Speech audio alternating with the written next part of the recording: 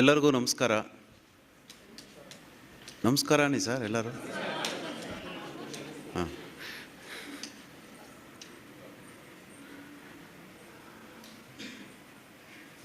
ಕೇಳುವ ತಾಳ್ಮೆ ಇನ್ನೆಷ್ಟು ತಮ್ಮಲ್ಲಿ ಉಳಿದಿದೆ ಅಂತ ಗೊತ್ತಿಲ್ಲ ನನಗೆ. ಇದೆಯೇ? ಅಲ್ಲ, ಮಳೆ ಹೊಡೆಯೋರಿಗೆ ಗೊತ್ತಾಗಲ್ಲ, ಆದರೆ ಅಲ್ಲಿ ಕೂತು ಕೇಳೋದು ಬಹಳ ಕಷ್ಟ. ನಮ್ಮ ಸಮಯ ಅರ್ಧ ಗಂಟೆ ಸಾಕಲ್ವಾ? 1 ಗಂಟೆಯೇ? ನಮ್ಮಿಂದಲೇ ಮುಕ್ತಾಯವ ಕಾರ್ಯಕ್ರಮ? ಇನ್ನೂ ಒಂದಿದೆಯಾ? ಓ, ಹಂಗಾರೆ ಪರವಾಗಿಲ್ಲ.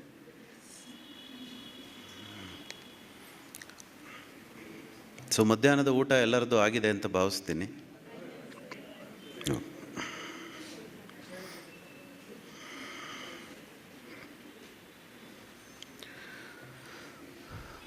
ಇಡೀ ಪ್ರಪಂಚದಲ್ಲಿ ತಪ್ಪು ಅಂತ ಗೊತ್ತಿದ್ದರೂ ಅದನ್ನು ಮಾಡುವಂತಹ ಏಕೈಕ ಪ್ರಾಣಿ ಅಂದರೆ ಯಾರು?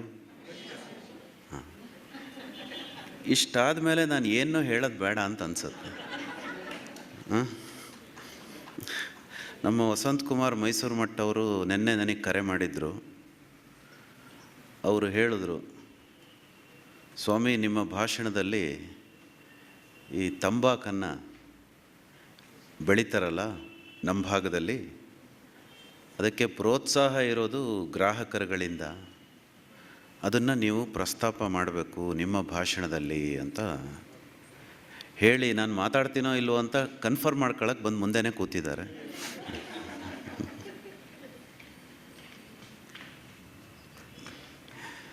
ಯಾವುದು ಸರಿ, ಯಾವುದು ತಪ್ಪು, ಇದು ನಮಗೆ ಗೊತ್ತಿರುವಾಗ ನಾವು ಯಾಕೆ ತಪ್ಪು ಮಾಡ್ತೀವಿ? ಕಾರಣ ಏನು? ಇದನ್ನು ತುಂಬ ಆಲೋಚನೆ ಮಾಡಬೇಕು. ಸಿಗರೇಟ್ ಸೇದೋದು ತಪ್ಪು, ಹೆಂಡ ಕುಡಿಯೋದು ತಪ್ಪು, ಕೆಟ್ಟ ಕೆಲಸ ಮಾಡೋದು ತಪ್ಪು, ಎಲ್ಲವೂ ತಪ್ಪು. ಆದರೂ ನಾವು ಮಾಡ್ತೀವಿ. ಯಾಕೆ?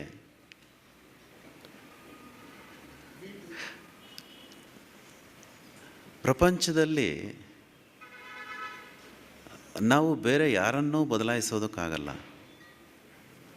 ಅದೇನಾದರೂ ಬದಲಾಯಿಸೋಕ್ಕೆ ಸಾಧ್ಯ ಇದ್ದರೆ ನನ್ನನ್ನು ನಾನು ಬದಲಾಯಿಸ್ಕೋಬೇಕು. ನಾನು ಆಕಾಶವಾಣಿಯ ಸಂದರ್ಶನಗಳಲ್ಲಿ ಬಹಳ ಜನನ್ನ, ತಾವೇನು ಗುರುಪ್ರಸಾದ್ ಅವರನ್ನ ಕೇಳಿದ್ರಿ, ನಿಮ್ಮನ್ನು ನೋಡಿ ಬೇರೆ ಯಾರಾದರೂ ಇನ್ಫ್ಲೂಯೆನ್ಸ್ ಆಗಿದ್ದಾರಾ ಅಂತ ನಾನೂ ಕೇಳ್ತಿದ್ದೆ ಆಕಾಶವಾಣಿನಲ್ಲಿ. ಯಾಕಾದರೂ ಆಗಬೇಕು? ನಾನು ಕೇಳೋದು ಬದಲಾಗಬೇಕು ಅಂತ ನನಗನ್ನಿಸ್ತಾ ಹೊರತು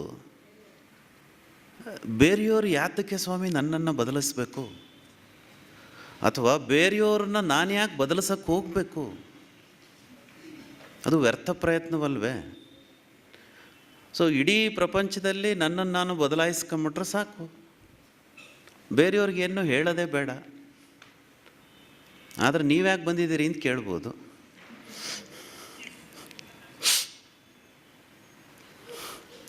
ಆ ತರಹ ಆಗ್ತಾ ಇಲ್ಲ ಅನ್ನೋ ಏಕೈಕ ಕಾರಣಕ್ಕೆ ನಾನು ಬಂದು ಇಲ್ಲಿ ಮಾತಾಡ್ತಾ ಇದ್ದೀನಿ ಅಷ್ಟೆ. ಆದರೆ ಆಕಾಶವಾಣಿಯಲ್ಲಿ ನಾನು ಕೆಲಸ ಮಾಡ್ತೀನಿ ಅನ್ನೋ ಏಕೈಕ ಉದ್ದೇಶದಿಂದ ಮಾತಾಡ್ತೀನಿ. ನಾನು ಇನ್ನೊಂದು 10 ವರ್ಷದಲ್ಲಿ ಮಾತನ್ನು ನಿಲ್ಲಿಸ್ಬಿಡ್ತೀನಿ. ಎಲ್ಲೋ ಒಂದು ಕಡೆ ನನಗೂ 1-2 ಎಕರೆ ಜಮೀನು ತಗೊಂಡು ಅಲ್ಲಿ ಹೋಗಿ ನನ್ನ ಅನ್ನವನ್ನು ನಾನು ಬೆಳ್ಕೊಂಡು ನೆಮ್ಮದಿಯಾಗಿರಬೇಕು ಅನ್ನುವಂತಹ ಆಸೆ ಇದೆ. ಅದೇ ಶ್ರೇಷ್ಠವಾದ ಜೀವನ. ಇಡೀ ಪ್ರಪಂಚದಲ್ಲಿ ಅದಕ್ಕಿಂತ ಶ್ರೇಷ್ಠವಾದ ಜೀವನ ಮತ್ತೊಂದಿಲ್ಲ. ನೀವೆಲ್ಲರೂ ಬಹಳ ಹಿರಿಯರಿದ್ದೀರಿ, ಬಹಳ ವಿಚಾರಗಳನ್ನು ತಿಳ್ಕೊಂಡಿದ್ದೀರಿ. ನಿಮ್ಮೆಲ್ಲರನ್ನೂ ಒಂದು ಪ್ರಶ್ನೆ ಕೇಳ್ತೀನಿ, ಧ್ಯಾನ ಅಂದರೆ ಏನು?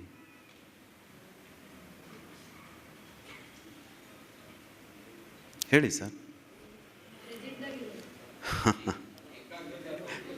ಏಕಾಗ್ರತೆ. ಓಕೆ, ಹೇಳಿ ಸರ್. ನೀವು ಎಲ್ಲ ಯೂಟ್ಯೂಬ್ ನೋಡಿರ್ತೀರಿ, ಟಿ ವಿ ನೋಡ್ತೀರಿ, ರಾಮದೇವ್ ಬಾಬಾ ಅವ್ರದ್ದು ಯೋಗ ನೋಡಿರ್ತೀರಿ, ಪವರ್ ಯೋಗಕ್ಕೆ ಸೇರ್ಕೊಂಡಿರ್ತೀರಿ. ಧ್ಯಾನ ಅಂದರೆ ಏನು? ಏನು ಹೇಳಿ ಸರ್? ಕೆಲಸ ಮಾಡೋದು ಧ್ಯಾನ. ಓಕೆ. ಮನಃಶಾಂತಿ. ಬೇಕು ಬೇಡಗಳ ಮಧ್ಯೆ ಇರೋದು. ಹೇಳಿ ಹೇಳಿ.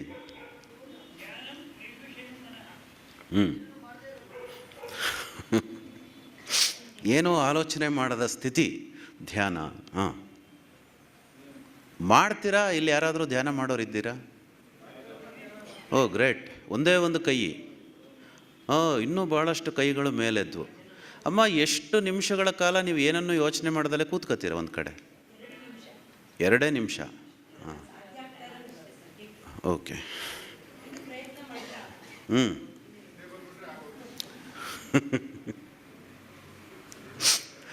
ನಾನು ತುಂಬ ಸರಳವಾದಂತಹ ಒಂದು ಡೆಫಿನೇಷನ್ ಕೊಡ್ತೀನಿ ಧ್ಯಾನ ಅಂದರೆ ಏನು ಅಂತ.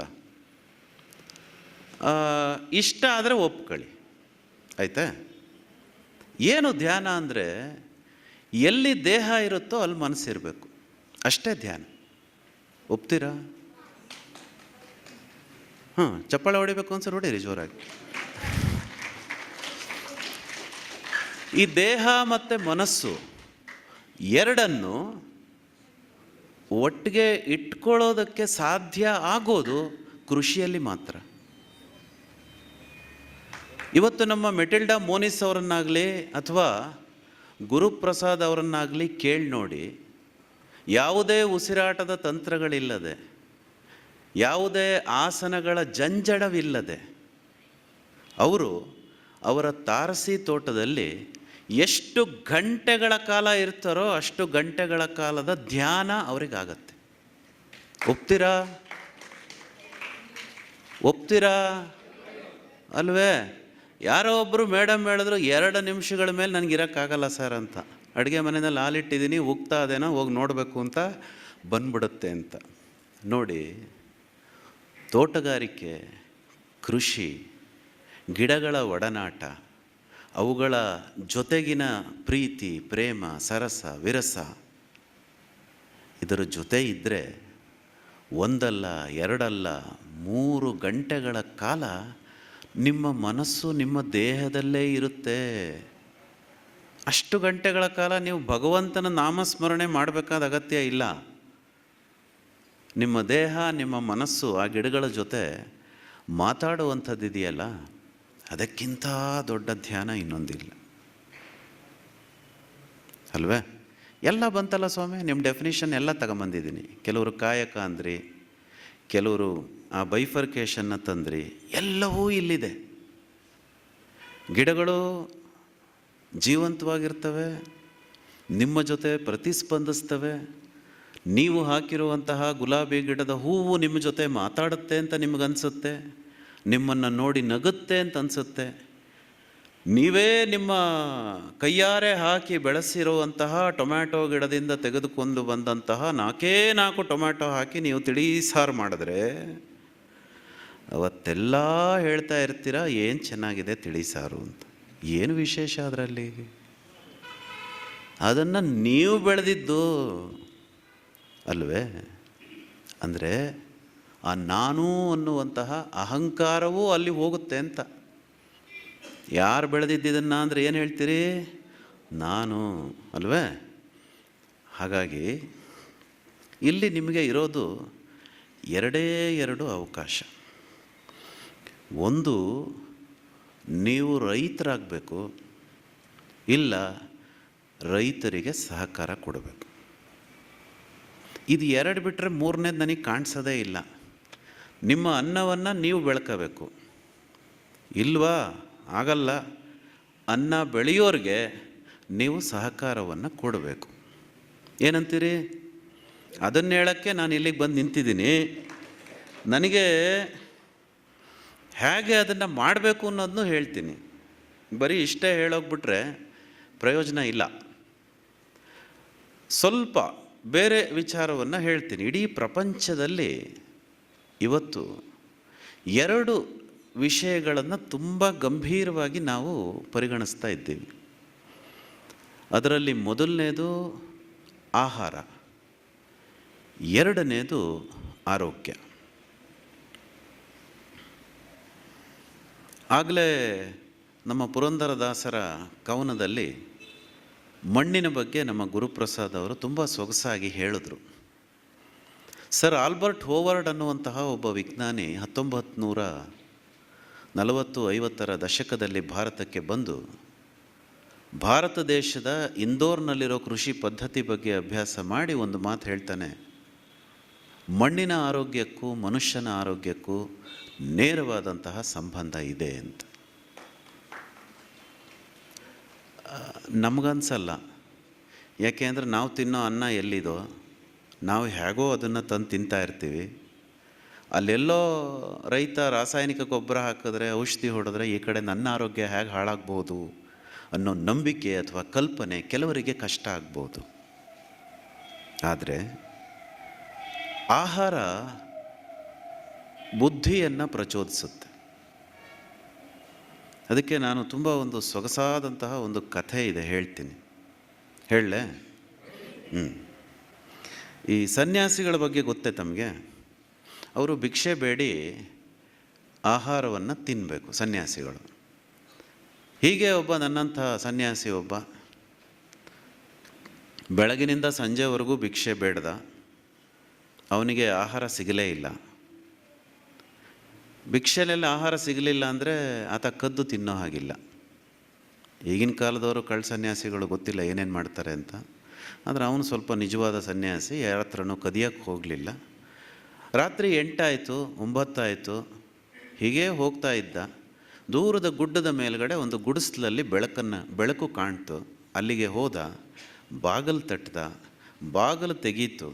ಯಾರೋ ಒಬ್ಬ ಮನುಷ್ಯ ಹೊರಗಡೆ ಬಂದ. ಇವನು ಅವನನ್ನು ಕೈ ಮುಗಿದು ಕೇಳ್ದ, ಅಯ್ಯ, ಬೆಳಗಿನಿಂದ ಬೇಡ್ತಾ ಇದ್ದೀನಿ, ಯಾರೂ ನನಗೊಂದು ಹಿಡಿ ಅನ್ನ ಕೊಡಲಿಲ್ಲ, ನೀನಾದರೂ ಕೊಡ್ತೀಯೇನಪ್ಪ ಅಂತ. ಅಯ್ಯೋ, ಅದಕ್ಕೇನಂತೆ, ಒಳಗೆ ಬನ್ನಿ ಸ್ವಾಮಿ ಅಂಥೇಳಿ ಅವನು ಅನ್ನ ಮಾಡ್ತಾ ಇದ್ದ. ಸಾಂಬಾರು ರೆಡಿ ಇತ್ತು. ಇಬ್ಬರು ಕೂತ್ಕೊಂಡು ಆರಾಮಾಗಿ ತಿಂದರು. ಅವನು ಹೇಳ್ದ, ಸ್ವಾಮಿ, ನಾನು ದಣದಿದ್ದೀನಿ ಕೆಲಸ ಮಾಡಿ, ನಾನು ಮಲಗ್ತೀನಿ, ನೀವು ಬೇಕಾದರೆ ಇಲ್ಲೇ ರೆಸ್ಟ್ ತಗೋಬೋದು. ಆದರೆ ನನಗೊಂದು ಅಭ್ಯಾಸ ಇದೆ, ಬೆಳಗ್ಗೆ ನಾನು ಬೇಗ ಹೇಳಲ್ಲ. ನಿಮಗೇನಾದರೂ ತುಂಬ ತುರ್ತಿದ್ರೆ ನನ್ನನ್ನು ಎಬ್ಸಕ್ಕೆ ಹೋಗಬೇಡಿ, ತಾವೇ ಎದ್ದು ಹೋಗ್ಬಿಡಿ ಅಂತ. ಸನ್ಯಾಸಿಗಳು ಅಂದರೆ ಅವ್ರಿಗೆ ಬೆಳಗ್ಗೆ 3-3:30 ಎಚ್ಚರ ಆಗುತ್ತೆ ಅಲ್ವೇನ್ರಿ ಸುಭಾಷ್? ಅವನು 3:30 ಎದ್ದು ಹೊರಗಡೆ ಬಂದ. ಹಿತ್ತಲು ಬಾಗಿಲಿಂದ ಹಿಂದ್ಗಡೆ ಒಂದು ಒಳ್ಳೆ ಹಸು, ಅಮೃತಮಾಲ್ ಹಸು, ಇಲ್ಲ ಗಿರ್ ಹಸು ಅನ್ಕಳಿ. ನೋಡ್ತಿದ್ದಂಗೆ ಇವನಿಗೆ ಆಸೆ ಆಯಿತು, ಅಯ್ಯೋ ಬಡ್ಡಿ ಮಗಂದಿದ್ದಾನೆ, ಯಾಕೆ ತಗೊಂಡು ಹೋಗ್ಬಾರ್ದು ನಾನು ಅಂತ. ಹೆಂಗಿದ್ರೂ ಓನರ್ ಎದ್ದಿಲ್ಲ, ಆರಾಮ್ ಮಲಿಕೊಂಡಿದ್ದಾನೆ. ಸರಿ, ಕೊರಳಿನ ಹಗ್ಗ ಬಿಚ್ಕಂಡ ಹಸು ನೋಡ್ಕೊಂಡು ಹೊರಟ. ಸ್ವಲ್ಪ ದೂರ ಹೋದ, ಒಂದು ವಿಶಾಲವಾದ ಕೆರೆ ಕಾಣ್ತು. ಸೊ ಕೆರೆ ನೋಡ್ತಿದ್ದಂಗೆ ಅವನಿಗೆ ಪ್ರಾತಃ ಕರ್ಮಗಳ ಒಂದು ಸೆಳೆತ ಶುರುವಾಯಿತು. ಆ ಹಸುವನ್ನು ಒಂದು ಮರಕ್ಕೆ ಕಟ್ಟಿ ಕೆರೆ ಹತ್ರ ಹೋಗಿ ಅವನೆಲ್ಲ ಕೆಲಸಗಳನ್ನು ಮುಗಿಸ್ಕೊಂಡ. ಸ್ನಾನ ಎಲ್ಲ ಮಾಡಿ ಹೊರಗಡೆ ಬರ್ತಾನೆ, ಹಸು ನೋಡ್ತಾನೆ, ಗಾಬರಿ ಅವನಿಗೆ. ಅರೆ ಇದೇನಿದು ಇಲ್ಲಿದೆಯಲ್ಲ. ಅವನಿಗೊಂದು ಜ್ಞಾನ ಚಕ್ಷು ಇತ್ತಲ್ಲ, ಅದರಲ್ಲಿ ನೋಡ್ದ, ಇದ್ಯಾಕೆ ಬಂತಿಲ್ಲ ಹಸು ಅಂದರೆ ಅವನಿಗೆ ಗೊತ್ತಾಯಿತು, ನಾನೇ ತಗೊಂಬಂದಿದ್ದೀನಿ ಇದನ್ನು ಅಂತ. ಅಯ್ಯೋ, ಎಂಥ ಪಾಪ ಕೆಲಸ ಮಾಡಿದೆ ನಾನು, ಅನ್ನ ಇಟ್ಟಂತಹ ದಣಿಯಾಗೆ ನಾನು ಅನ್ಯಾಯ ಮಾಡಿಬಿಟ್ನಲ್ಲ ಅಂತ ಮತ್ತೆ ಆ ಹಸು ಹಿಡ್ಕೊಂಡು ವಾಪಸ್ ಹೋದ ಅವನ ಹತ್ರ. ಆಗ ಅವನಿನ್ನೂ ಆಕಳಿಸ್ಕೊಂಡು ಎರಳ್ತಾ ಇದ್ದ. ಇವನು ಹೋಗಿ ಅವನ ಕಾಲಿಗೆ ನಮಸ್ಕಾರ ಮಾಡಿ, ದೀರ್ದಂಡ ನಮಸ್ಕಾರ ಮಾಡಿ ಅವನನ್ನು ಕೇಳ್ಕೊಂಡ, ಅಯ್ಯ ಕ್ಷಮಿಸ್ಬಿಡು, ನೆನ್ನೆ ನೀನು ಅನ್ನ ಹಾಕಿದೆ ನನಗೆ, ಆದರೆ ನಾನು ನಿನಗೆ ಘೋರವಾದ ಪಾಪ ಮಾಡಿದೆ. ಸ್ವಾಮಿ, ಏನು ಮಾಡಿದ್ರಿ? ನಿಮ್ಮ ಮನೆ ಹಿತ್ತಲಲ್ಲಿದ್ದ ಹಸು ಕದ್ಕೊಂಡು ಹೋಗ್ಬಿಟ್ಟೆ ಕಣಯ್ಯ, ಅದನ್ನು ವಾಪಸ್ ತಗೋಬೇಕು ನೀನು ಅಂತ. ಆಗ ಅವನಂತಾನೆ, ಸ್ವಾಮಿ, ಅದನ್ನ ಯಾಕೆ ವಾಪಸ್ ತರಕ್ಕೆ ಹೋಗಿದ್ರಿ? ಇವತ್ತು ಇನ್ನೊಂದು ಕದ್ಕೊಂಬರುವೆ ಅಂತ.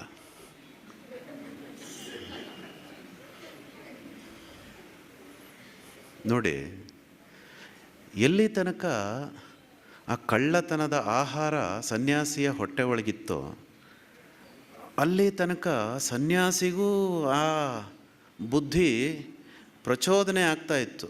ಕದಿ ಕದಿ ಕದಿ ಕದಿ ಕದಿ ಕದಿ ಅಂತ. ಯಾವಾಗ ಬೆಳಗ್ಗೆನೆ ಖಾಲಿ ಆಗ್ಬಿಡ್ತೋ ಅದು, ಸನ್ಯಾಸಿ ಮಾಮೂಲಿ ಆಗ್ಬಿಟ್ಟ ಅಲ್ವಾ? ನನಗೆ ತುಂಬ ಅನಿಸುತ್ತೆ ಕಣ್ರಿ ಈಚೀಚೆಗೆ ಈ ರಾಜಕಾರಣಿಗಳ ಹುಚ್ಚಾಟ, ಈ ನಾವು ಆಡುವಂತಹ ಆಟಗಳು, ಮಾತುಗಳು, ಇವೆಲ್ಲ ನಾವು ತಿನ್ನೋ ಆಹಾರದಿಂದಲೇ ನಾವು ಹಿಂಗೆ ಹುಚ್ಚುಚ್ಚಾಗಿ ಆಡ್ತಿದ್ದೀವ? ಎಲ್ಲೋ ಒಂದು ಕಡೆ ನಾವು ತಿನ್ನುವಂತಹ ಆಹಾರ ನಮ್ಮ ಬುದ್ಧಿಯನ್ನು ಕೆಡಿಸ್ತಾ ಇದೆಯಾ? ಯಾರಿಗೂ ತಾಳ್ಮೆ ಇಲ್ಲ, ಯಾರಿಗೂ ಸಮಾಧಾನ ಇಲ್ಲ, ಯಾರ ಮುಖಗಳಲ್ಲೂ ನಗು ಇಲ್ಲ. ನಗಕ್ಕೆ ಏನು ಕಷ್ಟವೋ ಗೊತ್ತಿಲ್ಲ, ನಗಲ್ಲ. ನಗರಿ ಅಂದ್ರೂ ದುಡ್ಡು ಕೊಟ್ಟರು ಬೇಕಾದ್ರೆ ನಗ್ತೀನಿ ಅಂತಾರೆ. ಎಷ್ಟೋ ಜನ ಮೈಸೂರು ಪ್ಯಾಲೇಸ್ನ ಬರ್ಕೊಡ್ತೀನಿ ಅಂದರು, ಸುಮ್ಮನೆ ನನಗೆ ಕೊಟ್ಟಿಯಾ, ಸುಣ್ಣ ಹೊಡೆಸ್ಕೊಡು, ಅದಕ್ಕೆ ಯಾರು ಸುಣ್ಣ ಹೊಡೆಯೋರು ಅಂತಾರೆ. ಏನು ಮಾಡೋದು? ಈಗ ನಮ್ಮದು ಒಂದು ಬಲಿಷ್ಠವಾದ ಆಹಾರ ಸಂಸ್ಕೃತಿ ಇದ್ದಂತಹ ದೇಶ. ಇವತ್ತು ನಾವು ಯಾವ ಲೆವೆಲ್ಲಿಗೆ ಬಂದ್ಬಿಟ್ಟಿದ್ದೀವಿ ಅಂದರೆ, ಹಿಂದಿನ ಕಾಲದಲ್ಲಿ ಮನೆಗಳನ್ನು ನೋಡಿದ್ದೀರಾ? ನೀವು ನೋಡಿದ್ದೀರಾ? ಮನೆ ಮುಂದ್ಗಡೆ ನಿಂತ್ಕೊಂಬಿಟ್ರೆ ಹಿಂದ್ಗಡೆವರೆಗೂ ಬಾಗಿಲುಗಳೇ, ಏಕಾ ಬಾಗಿಲು ಅಲ್ವಾ ಸರ್? ಫಸ್ಟು ಎಂಥದ ಅನ್ಕೊಳ್ಳಿ, ಅಲ್ಲಿ ರೂಮ್ಗಳಿದ್ವೆ ಇಲ್ವಲ್ಲ? ಇಲ್ಲ, ಎಲ್ಲ ಬಾಗಿಲು. ಫಸ್ಟ್ ವರಾಂಡ ಅಂತೆ, ಆಮೇಲೆ ಹಾಲ್ ಅಂತೆ, ಆಮೇಲೆ ಇದಂತೆ, ಆಮೇಲೆ ಅಡುಗೆ ಮನೆ, ಸೀದಾ ಹಿಂದಕ್ಕೆ ಹೋಗ್ತಿರೋದು. ಅಲ್ಲಿ ಸ್ನಾನದ ಮನೆಗೆ, ಅಡುಗೆ ಮನೆಗೆ ತುಂಬ ಪ್ರಾಶಸ್ತ್ಯ ಇತ್ತು. ಅಡುಗೆ ಮನೆ ಅಂತಂದರೆ ಬೆಳಗಿನಿಂದ ಸಂಜೆವರೆಗೂ ಹೆಣ್ಮಕ್ಳು ಬೇಜಾರು ಮಾಡ್ಕೋಬೇಡಿ, ಅಲ್ಲೇ ಅವರಿದ್ದು ಇಡೀ ಮನೆ ಸದಸ್ಯರ ಆರೋಗ್ಯವನ್ನು ಕಾಪಾಡ್ತಕ್ಕಂಥ ಒಂದು ಜಾಗ ಅದು ಅಂತ ಇತ್ತು. ಯಾವಾಗ ಈ ಸ್ತ್ರೀ ಸಮಾನತೆ ಬಗ್ಗೆ ಎಲ್ಲ ಆಲೋಚನೆಗಳು, ಚಿಂತನೆಗಳು ಎಲ್ಲ ಹುಟ್ಟಿದ್ವೋ, ಆಗ ಅದು ಓಪನ್ ಕಿಚನ್ ಆಗಿ ಬದಲಾಯಿತು. ಯಾಕೆ ಹೆಣ್ಮಕ್ಳು ಅಲ್ಲಿ ಒಳಗಡೆನೇ ಕೂತಿರ್ಬೇಕು, ಅಡುಗೆ ಮನೆ ಒಳಗಡೆ ಬೇಯಿಸ್ಕೊಂಡು, ಬಡ್ಡಿ ಮಕ್ಕಳು ಗಂಡಸರು ಟಿ ವಿ ನೋಡ್ಕೊಂಡು ಕೂತಿರ್ಬೇಕು? ನಾವೇನು ಇದೆ, ನಾವು ಮನೆ ಒಳಗಡೆ ಸೇರ್ಕೋಬೇಕು ಅಂದರೆ ರಿಮೂವ್ ದ ವಾಲ್ಸ್, ಕಿತಾಕಿ ಓಪನ್ ಕಿಚನ್ ಮಾಡಿ. ಆಯಿತು, ಓಪನ್ ಕಿಚನ್ ಆಯ್ತು. ಈಗ ಕಿಚನ್ಲೆಸ್ ಹೌಸ್ಗಳು ಬರ್ತಾಯಿದ್ದಾವೆ. ಯಾಕೆ ಬೇಕು ಕಿಚನ್ನು ಅಂತ? ಬೇಕೇನ್ರಿ? ಬೇಡಮ್ಮ, ಯಾರಿಗೆ ಬೇಕಿದೆ? ಈಗ ಇವತ್ತು ಪ್ರಪಂಚ ಭಾಳ ಚೆನ್ನಾಗಿದೆ. ನಿಮ್ಮ ಮನೆಯಲ್ಲಿ ಅಡುಗೆ ಮನೆ ಇರಬೇಕಾದ ಅಗತ್ಯವೇ ಇಲ್ಲ. ನನ್ನ ತಂದೆ ಹೇಳೋರು, ಮುಂದೊಂದು ಕಾಲ ಬರುತ್ತೆ ಕಳ್ಳ ಮಗ, ಹೊಟ್ಟೆಗೆ ಜಿಪ್ ಮಾಡಿಸ್ಬಿಡ್ತಾರೆ, ಜನಕ್ಕೆ ತಿನ್ನೋಕ್ಕೂ ಬೇಜಾರಾಗುತ್ತೆ, ಏನಿಲ್ಲ ಹೊಟ್ಟೆ ಜಿಪ್ ತೆಗಿಯೋದು, ಒಳಗಿಟ್ಕೊಳ್ಳೋದು, ಓಡಾಡ್ಕೊಳ್ಳೋದು ಅಂತ. ಆ ಕಾಲ ಹತ್ತಿರ ಬಂದಿದೆ ಅಂತ ನಿಮ್ಗೆ ಅನ್ಸಲ್ವಾ? ಜನರ ಹಸುವು ಸತ್ತೋಗಿದೆ, ನಗು ಸತ್ತೋಗಿದೆ, ಎಲ್ಲ ಹೊಟ್ಟೋಗಿದೆ. ನಾನು ನಿನ್ನೆ ಅಷ್ಟೇ ಒಬ್ಬರು ಹೋಮಿಯೋಪತಿ ವೈದ್ಯರ ಹತ್ರ ಮಾತಾಡ್ತಾ ಇದ್ದೆ. ಅವರು ಅವರ ಸ್ನೇಹಿತರ ಕಥೆನ ಹೇಳ್ತಾಯಿದ್ರು. ಅಮೇರಿಕಾ ದೇಶದಲ್ಲಿ ಅವರು ತುಂಬ ಪ್ರಸಿದ್ಧವಾದಂತಹ ಒಂದು ಕಂಪನಿಯಲ್ಲಿ ತುಂಬ ದೊಡ್ಡ ಹುದ್ದೆನಲ್ಲಿದ್ದಾರಂತೆ. ಅವರ ಮಕ್ಕಳು ಅಮೇರಿಕಾದಲ್ಲಿ ಓದಬಾರ್ದು, ಇಂಡಿಯಾದಲ್ಲಿ ಓದಬೇಕು ಅಂತ ಕರ್ಕೊಂಬಂದಿದ್ದಾರಂತೆ, ಹೆಂಡ್ತಿನಿಲ್ಲಿ ಕಳಿಸಿದಾರಂತೆ. ನಾವೆಲ್ಲ ಹೇಳ್ತೀವಿ ಅಮೇರಿಕಾ ಭಾಳ ದೊಡ್ಡ ದೇಶ, ಭಾಳ ಚೆನ್ನಾಗಿದೆ, ಅಲ್ಲಿ ಹೋದರೆ ಒಳ್ಳೆ ಸುಖ ಅಂತ ಅಲ್ವೇ? ಆದರೆ ಅವರದ್ದು ಅಲ್ಲಿ ಅಳಲೇನೋ ಗೊತ್ತೇ, ಯಾತಕ್ಕೆ ಇಲ್ಲಿ ಕರ್ಕೊಂಬಂದಿದ್ದಾರೆ ಅಂದರೆ, ಅಲ್ಲಿ ಮಕ್ಕಳಿಗೆ ಬರ್ಸೋದೇ ಇಲ್ವಂತೆ. ಬರೆಯಲ್ಲ ಮಕ್ಕಳು ಅಂತ. ನಮ್ಮ ಕಡೆ ಹೋಮ್ವರ್ಕ್ ಕೊಡ್ತೀರಾ ಅಂತ ಮೇಸ್ಟ್ರಿಗೆ ಹೊಡಿತಾರೆ ಅಪ್ಪ ಅಮ್ಮಂದರು. ಅಲ್ಲಿ ಎಲ್ಲ ಲ್ಯಾಪ್ಟಾಪು, ಕಂಪ್ಯೂಟ್ರು, ಮೊಬೈಲು. ಮುಂಚೆ ಅಟ್ಲೀಸ್ಟ್ ಟೈಪಾರು ಮಾಡೋರು ಈ ಮಟನ್ ಮೊಬೈಲ್ ಇದ್ದಿದ್ದರಿಂದ. ಈಗ ಟೈಪ್ ಮಾಡೋದು ಬೇಡ, ಅದೆಂಥದೋ ಎಮೋಜಿಗಳು ಅಂತ ಬಂದ್ಬಿಟ್ಟವೆ, ಮುಸುಡಿಗಳು. ಅವು ಬೇಜಾರಾದಾಗ ಒಂಥರ ಮುಸುಡಿ, ಆಮೇಲೆ ಟಾಟಾ ಬೈ ಬೈ ಮಾಡೋಕ್ಕೆ ಒಂದು ಮುಸುಡಿ, ಹ್ಯಾಪಿ ಬರ್ತ್ಡೇ ಅನ್ನೋಕ್ಕೆ ಒಂದು ಮುಸುಡಿ. ಟೈಪು ಮಾಡಲ್ಲ ಕಣ್ರಿ ಈಗ. ಅದೇನು ದರಿದ್ರ ಬಂದಿದೆಯೋ ಗೊತ್ತಿಲ್ಲ ನನಗೆ. ಅಂದರೆ ಈ ಎಲೆಕ್ಟ್ರಾನಿಕ್ ವಾಲ್ ಅಂತಿದೆಯಲ್ಲ, ಮನೆ ಒಳಗಡೆ ಇರುವಂತಹ ಈ ಎಲೆಕ್ಟ್ರಾನಿಕ್ ವಾಲಿಂದಾಗಿ ಎಷ್ಟು ಸಮಸ್ಯೆ ಇವತ್ತು ಆಧುನಿಕ ಸಮಾಜದಲ್ಲಿ ಸೃಷ್ಟಿಯಾಗಿದೆ ಅಂದರೆ, ಆ ವೈದ್ಯರು ಹೇಳ್ತಾ ಇದ್ದರು, ನೋಡಿ ಸ್ವಾಮಿ, ಎಲ್ಲಿ ತನಕ ನೀವು ನಿಮ್ಮ ಈ ತೋರು ಬೆರಳು, ಈ ಮುಂದಿನ ಏನಂತೀರ ಇದಕ್ಕೆ, ಹೆಬ್ಬೆರಳು, ಈ ಬೆರಳು ಬಳಸಿ ನೀವು ಬರೆಯೋದಿಲ್ವೋ ಅಲ್ಲಿವರೆಗೂ ನಿಮ್ಮ ಮೆದುಳು ಅಭಿವೃದ್ಧಿ ಆಗೋದಿಲ್ಲ ಅಂತ. ನಾನೆಲ್ಲ ಹೇಳಿದ್ದು, ವೈದ್ಯರು ಹೇಳಿದ್ದು. ಆಲೋಚನಾ ಶಕ್ತಿ ಬೆಳೆಯಲ್ಲ, ಮೆದುಳಿನ ಯಾವುದೋ ಒಂದು ಭಾಗ ಅಷ್ಟೇ ಡೆವಲಪ್ ಆಗುತ್ತೆ ಅಂತ. ಇನ್ನು ಉಳಿದಿರೋ ಭಾಗ ವಿಕಾಸವಾಗದಲ್ಲೇ ಹಾಗೆ ಉಳಿದೋಗುತ್ತೆ. ಹಾಗಾಗಿ ಇವತ್ತಿನ ಮಕ್ಕಳನ್ನು ನೋಡಿ, ಒಬೆಸಿಟಿ, 8 ರಿಂದ 9 ವರ್ಷದ ಮಕ್ಕಳುಗಳಿಗೆ ಹಾರ್ಟ್ ಅಟ್ಯಾಕು, ಬಿಹೇವಿಯರಲ್ ಪ್ರಾಬ್ಲಮ್ಸ್ ಎಷ್ಟಿದೆ. ಎಲ್ಲರೂ ಮಕ್ಕಳನ್ನು ಹೊಂದಿರುವಂತಹ ತಂದೆ ತಾಯಂದರೆ ಇದ್ದೀರಿ ಇಲ್ಲಿ ಅಂತ ಭಾವಿಸ್ತೀನಿ. ನೀವು ಹೇಳಿದ ಮಾತನ್ನು ನಿಮ್ಮ ಮಕ್ಕಳು ಕೇಳ್ತವೇನ್ರಿ? ಇಲ್ಲ. ಆದರೆ ನಾವು ನಮ್ಮ ಅಪ್ಪ ಅಮ್ಮನ ಎದುರುಗಡೆ ಹೋಗಿ ನಿಂತ್ಕೊಳ್ಳೋಕ್ಕೆ ಹೆದರ್ಕೊತಾ ಇದ್ವಿ. ನಮ್ಮಪ್ಪ ಯಾವಾಗ ನಗ್ತಾರೋ ಆವಾಗ ನಾವು ನಗೋವಿ, ಹೌದ್ರಿ? ಆದರೆ ಇವತ್ತು ನಮಗೆ ಗೊತ್ತಿಲ್ಲದಲೇ ಇರೋದು ಮೊಬೈಲು, ಮಕ್ಕಳಿಗೆ ಗೊತ್ತಿರೋದು ಅದು. ನಮ್ಮಪ್ಪ ಬುದ್ಧಿ ಇಲ್ಲ, ದಡ್ಡ, ಅವನಿಗೇನೂ ಗೊತ್ತಿಲ್ಲ ಅಂತವೆ. ಮೊಬೈಲಲ್ಲಿ ಒಂದು ಗೇಮ್ ಡೌನ್ಲೋಡ್ ಮಾಡೋಕ್ಕೆ ಬರಲ್ಲ, ಫೇಸ್ಬುಕ್ಕಲ್ಲಿ ಒಂದು ಕಾಮೆಂಟ್ ಕೊಡೋಕ್ಕೆ ಬರಲ್ಲ, ವಾಟ್ಸಪ್ಗೆ ಫೋಟೋ ಅಪ್ಲೋಡ್ ಮಾಡೋಕ್ಕೆ ಬರಲ್ಲ, ಹಾಗಾಗಿ ದಡ್ಡ ಅಂತವೆ. ಅಂದರೆ ನಾನು ಹೇಳಕ್ಕೆ ಪ್ರಯತ್ನ ಪಡ್ತಿರೋದು ಏನು ಅಂದರೆ, ಇವತ್ತಿನ ಮಕ್ಕಳು ಅವರು ಅವರದೇ ಆದಂತಹ ಪ್ರಪಂಚದಲ್ಲಿ ಇದ್ದಾರೆ. ನಾವು ಈ 50, 60, 70ರ ದಶಕದಲ್ಲಿ ಹುಟ್ಟಿರೋರು ಮೊಬೈಲು, ಟಿ ವಿ ಇಲ್ಲದ ಯುಗಾನೂ ನೋಡಿದ್ದೀವಿ, ಈಗಿನ ಯುಗಾನೂ ನೋಡ್ತಾ ಇದ್ದೀವಿ. ಹಳೆಯದನ್ನು ಬಿಡೋಕ್ಕಾಗಲ್ಲ, ಹೊಸದನ್ನು ಅಪ್ಪುಗಳಕ್ಕಾಗಲ್ಲ. ತ್ರಿಶಂಕುಗಳ ಸ್ಥಿತಿನಲ್ಲಿ ನಾವಿದ್ದೀವಿ. ಈಗ ನಾವು ಹೇಳೋದು ಅವ್ರಿಗೆ ಗೊತ್ತಾಗಲ್ಲ, ಅವ್ರು ಹೇಳೋದು ನಮಗೆ ಅರ್ಥ ಆಗ್ತಾ ಇಲ್ಲ. ಪರಿಸ್ಥಿತಿ ಹೀಗೆ ಮುಂದುವರೆದ್ರೆ, ಸಂಸ್ಕಾರಗಳು ಮಕ್ಕಳಿಗೆ ಸಿಗದೆ ಹೋದರೆ ಮುಂದೆ ಭವಿಷ್ಯ ಏನಾಗಬಹುದು ತಾವೇ ಯೋಚನೆ ಮಾಡಿ.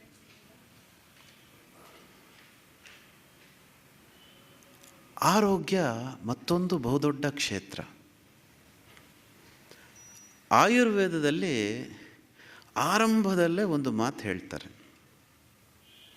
ಯಾರು ಪಥ್ಯ ಮಾಡ್ತಾನೋ ಅವನಿಗೆ ಔಷಧಿ ಬೇಡ, ಯಾರು ಪಥ್ಯ ಇರಲ್ವೋ ಅವನಿಗೆ ಔಷಧಿ ಕೊಟ್ಟರು ಪ್ರಯೋಜನ ಇಲ್ಲ ಅಂತ. ಇದಕ್ಕಿಂತ ಬೇಕಾ ಮನುಷ್ಯನ ಆರೋಗ್ಯಕ್ಕೆ? ಅಲ್ವೇ?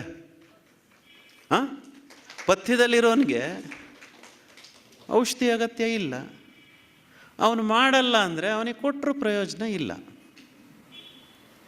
ಮತ್ತು ಭಾಳ ಸರಳವಾಗಿ, ಸುಂದರವಾಗಿ, ತುಂಬ ಸೊಗಸಾಗಿ ಎಲ್ರಿಗೂ ಗೊತ್ತಿದ್ದು ಹೇಳಿದ್ರು ಏನಂತ, ಹಿತವಾದದ್ದನ್ನು ತಿನ್ನು, ನಿನಗೇನು ಹಿತ ಅನಿಸುತ್ತೆ ಅದು ತಿನ್ನಪ್ಪ, ಬೇರೆಯವ್ರಿಗೇನು ಹಿತ ಅಲ್ಲ, ನನಗೇನು ಹಿತವೋ ಅದನ್ನು ತಿನ್ನು, ತಿನ್ನೋದನ್ನು ಮಿತವಾಗಿ ತಿನ್ನು, ಅಲ್ವೇ?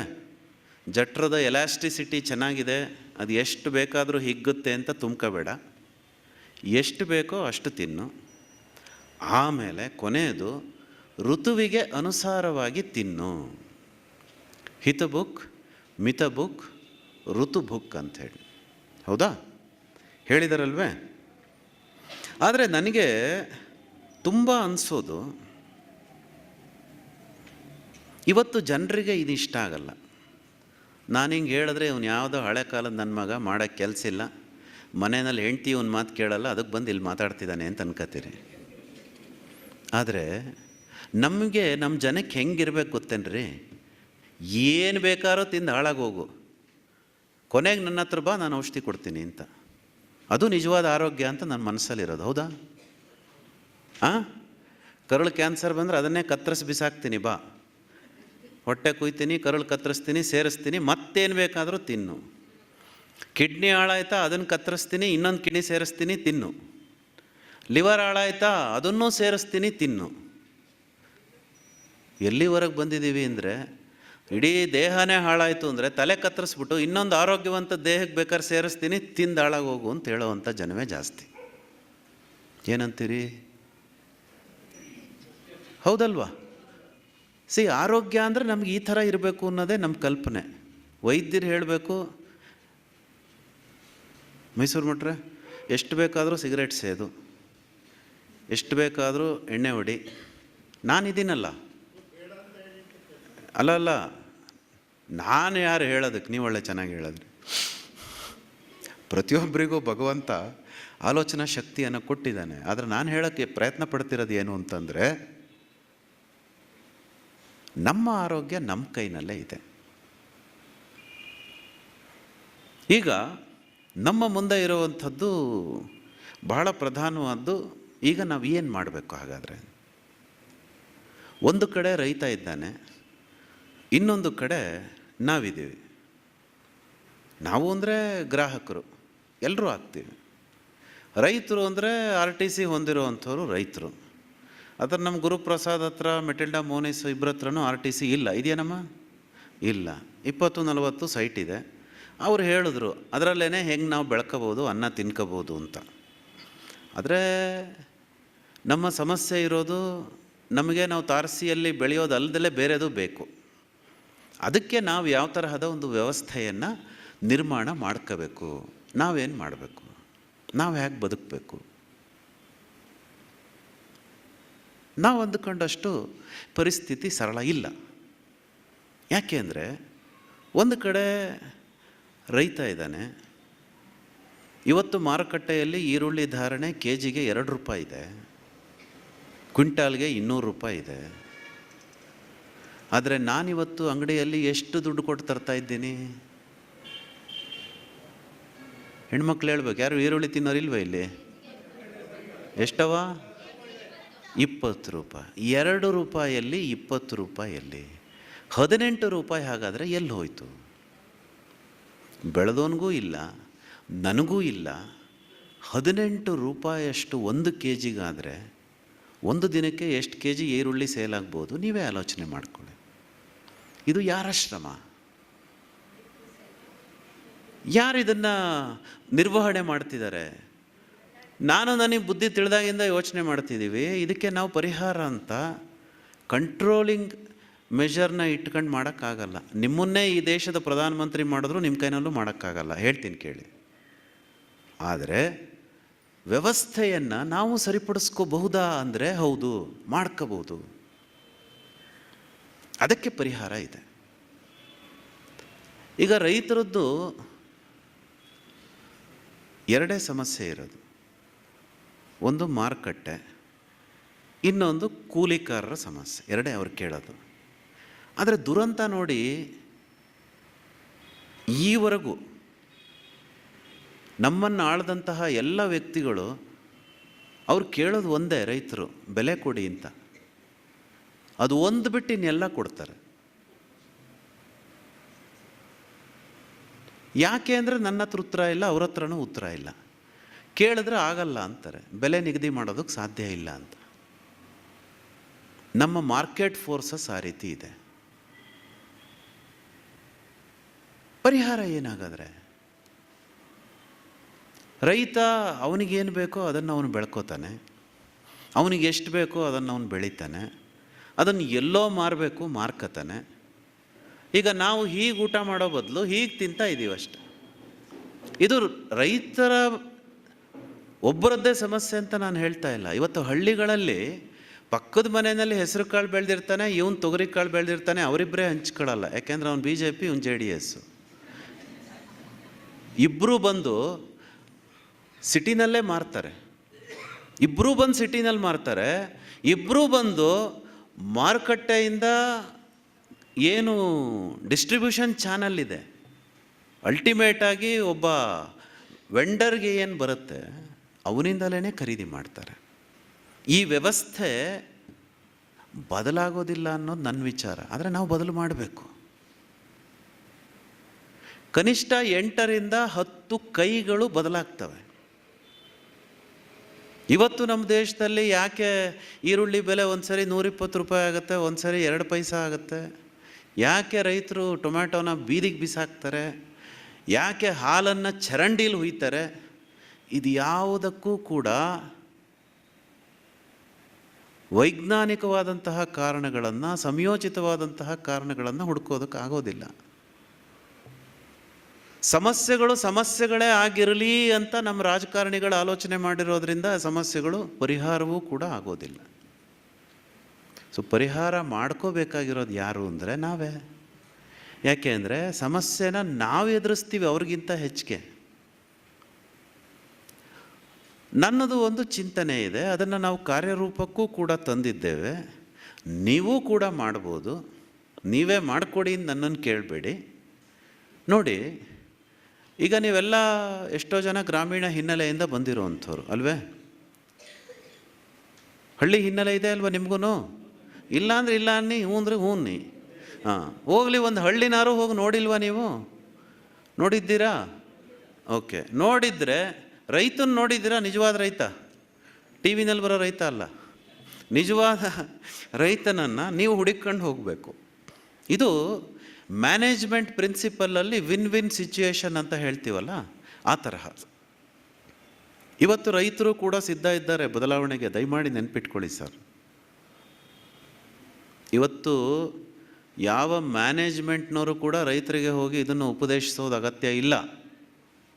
ರೈತನಿಗೆ ನೀವು ಹೋಗಿ ನನಗಿದು ಬೇಕು, ನೀನು ಬೆಳ್ಕೊಡ್ತೀಯೇನೆಯ ಅಂದರೆ ಕಾಸು ಎಷ್ಟು ಕೊಡ್ತೀಯ ಹೇಳು ಅಂತಾನೆ. ಅವನು ಕೂಡ ಒಬ್ಬ ಎಂಟ್ರಪ್ರೂನರ್ ಆಗಿ ಬದಲಾಗಿದ್ದಾನೆ. ನಾವು ಅಂದ್ಕೊಂಡಿದ್ದೀವಲ್ಲ ಹಿಂದಿನ ಕಾಲದ ರೈತರು ಭಾಳ ಮುಗ್ಧರು, ಅನ್ನದಾತರು, ಹಾಗೆ ಹೀಗೆ ಅಂಥೇಳಿ. ಇದೆ, ಹೌದು, ಇಲ್ಲ ಅಂತಲ್ಲ. ಆದರೆ ಇವತ್ತು ಅಲ್ಲಿಯೂ ಕೂಡ ಯುವಜನತೆ ಬಂದಿದ್ದಾರೆ. ನಮ್ಮ ಮಕ್ಕಳೇ ಬೇರೆ ಬೇರೆ ಸಾಫ್ಟ್ವೇರ್ ಕಂಪ್ನಿನಲ್ಲಿ ಹೋಗಿ 28 ವರ್ಷದಿಂದ 38 ವರ್ಷದವರೆಗೂ ಕತ್ತೆ ದುಡ್ದಂಗೆ ದುಡಿದು ಸೊಂಟ, ಬೆನ್ನು, ಮೈ, ಕೈ, ಕಣ್ಣು ಎಲ್ಲ ನೋವು ಮಾಡ್ಕೊಂಡು ವಾಪಸ್ ಬಂದು 5 ಎಕರೆ ಜಮೀನು ತಗೊಂಡು ಫಸ್ಟ್ ಕ್ಲಾಸ್ ರೈತರಾಗಿದ್ದಾರೆ. ವಾಟ್ಸಪ್ಗಳಲ್ಲಿ, ಫೇಸ್ಬುಕ್ಗಳಲ್ಲಿ ಅವರ ಉತ್ಪನ್ನಗಳನ್ನು ಮಾರ್ತಾ ಇದ್ದಾರೆ. ಅಂತಹ ಯಶೋಗಾಥೆಗಳ ಸಂಖ್ಯೆ ನೂರಾರಿದೆ. ಅವ್ರಿಗೆ ಸಮಸ್ಯೆನೇ ಇಲ್ಲ ಮಾರಾಟದ್ದು. ಸಮಸ್ಯೆ ಯಾರಿಗಿದೆ ಅಂದರೆ ಈ ಯಾವುದರ ಅರಿವೇನೂ ಇಲ್ದಲೇ ವ್ಯವಸಾಯ ಮಾಡ್ತಿದ್ದಾನಲ್ಲ ಅವನಿಗಿದೆ. ಒಬ್ಬ ರೈತನಿಗೆ ಒಂದು 2 ಎಕರೆ ಜಮೀನಿದೆ ಅಂದರೆ 5 ಜನ ಗ್ರಾಹಕರ ಅಗತ್ಯವನ್ನು ಪೂರೈಕೆ ಮಾಡುವಷ್ಟು ಆತ ಬೆಳೆಯಬಲ್ಲ. ಏಕೆಂದರೆ ನಮ್ಮ ಗುರುಪ್ರಸಾದ್ ಅವರು 20-30 ಅಗಲ ಜಾಗದಲ್ಲೇ ಅವ್ರ ಮನೆಯವ್ರಿಗೆ ಬೇಕಾದಂತಹ ಎಲ್ಲವನ್ನು ಬೆಳೆಯೋ ಪ್ರಯತ್ನ ಮಾಡ್ತಾ ಇದ್ದಾರೆ. ಹಾಗಾಗಿ ರೈತರು ಅವರ ಆರೋಗ್ಯವನ್ನು ಕೂಡ ಲೆಕ್ಕಕ್ಕೆ ತಗೋತಾ ಇಲ್ಲ ಅವರ ವ್ಯವಸಾಯದಲ್ಲಿ. ನಾನು ಗಮನಿಸಿದ್ದೇನೆ. ಒಬ್ಬ ರೈತ ಮುಂಚೆ ವ್ಯವಸಾಯ ಅಂದರೆ ಅವನಿಗೇನು ಬೇಕೋ ಅದನ್ನು ಬೆಳ್ಕೊಳ್ಳೋದು ವ್ಯವಸಾಯ ಅಂತಿತ್ತು. ಆದರೆ ಇವತ್ತು ಮಾರುಕಟ್ಟೆಗೆ ಏನು ಬೇಕೋ ಅದನ್ನು ಬೆಳೆಯೋದು ವ್ಯವಸಾಯ ಅನ್ನೋಗಾಗಿದೆ. ಅವನಿಗೆ ಬೇಕಾದಂತಹ ತರಕಾರಿಗಳು, ಬೇಳೆಕಾಳುಗಳು, ಆಹಾರ ಧಾನ್ಯ, ಹಾಲು, ಮೊಸರು, ಮೀನು, ಮೊಟ್ಟೆ, ಮಾಂಸ ಎಲ್ಲವನ್ನೂ ಕೂಡ ಅವನು ಉತ್ಪಾದನೆ ಮಾಡ್ಕೋಬೋದಿತ್ತು. ಯಾಕೆಂದರೆ ಭೂಮಿ ತಾಯಿ ಹಾಗೆ, ಆ ಸಾಮರ್ಥ್ಯ ಇದೆ ಭೂಮಿಗೆ. ಆದರೆ ಇವತ್ತು ಅವನು ಅದನ್ನೆಲ್ಲ ಬೆಳ್ಕೋತಾ ಇಲ್ಲ. ಯಾಕೆ ಅಂದರೆ ಅವನು ಹೇಳ್ತಾನೆ, ನಾನು ಖರೀದಿ ಮಾಡ್ಕೊಂಬರ್ತೀನಿ ಅಂತ ಹೇಳ್ತಾನೆ.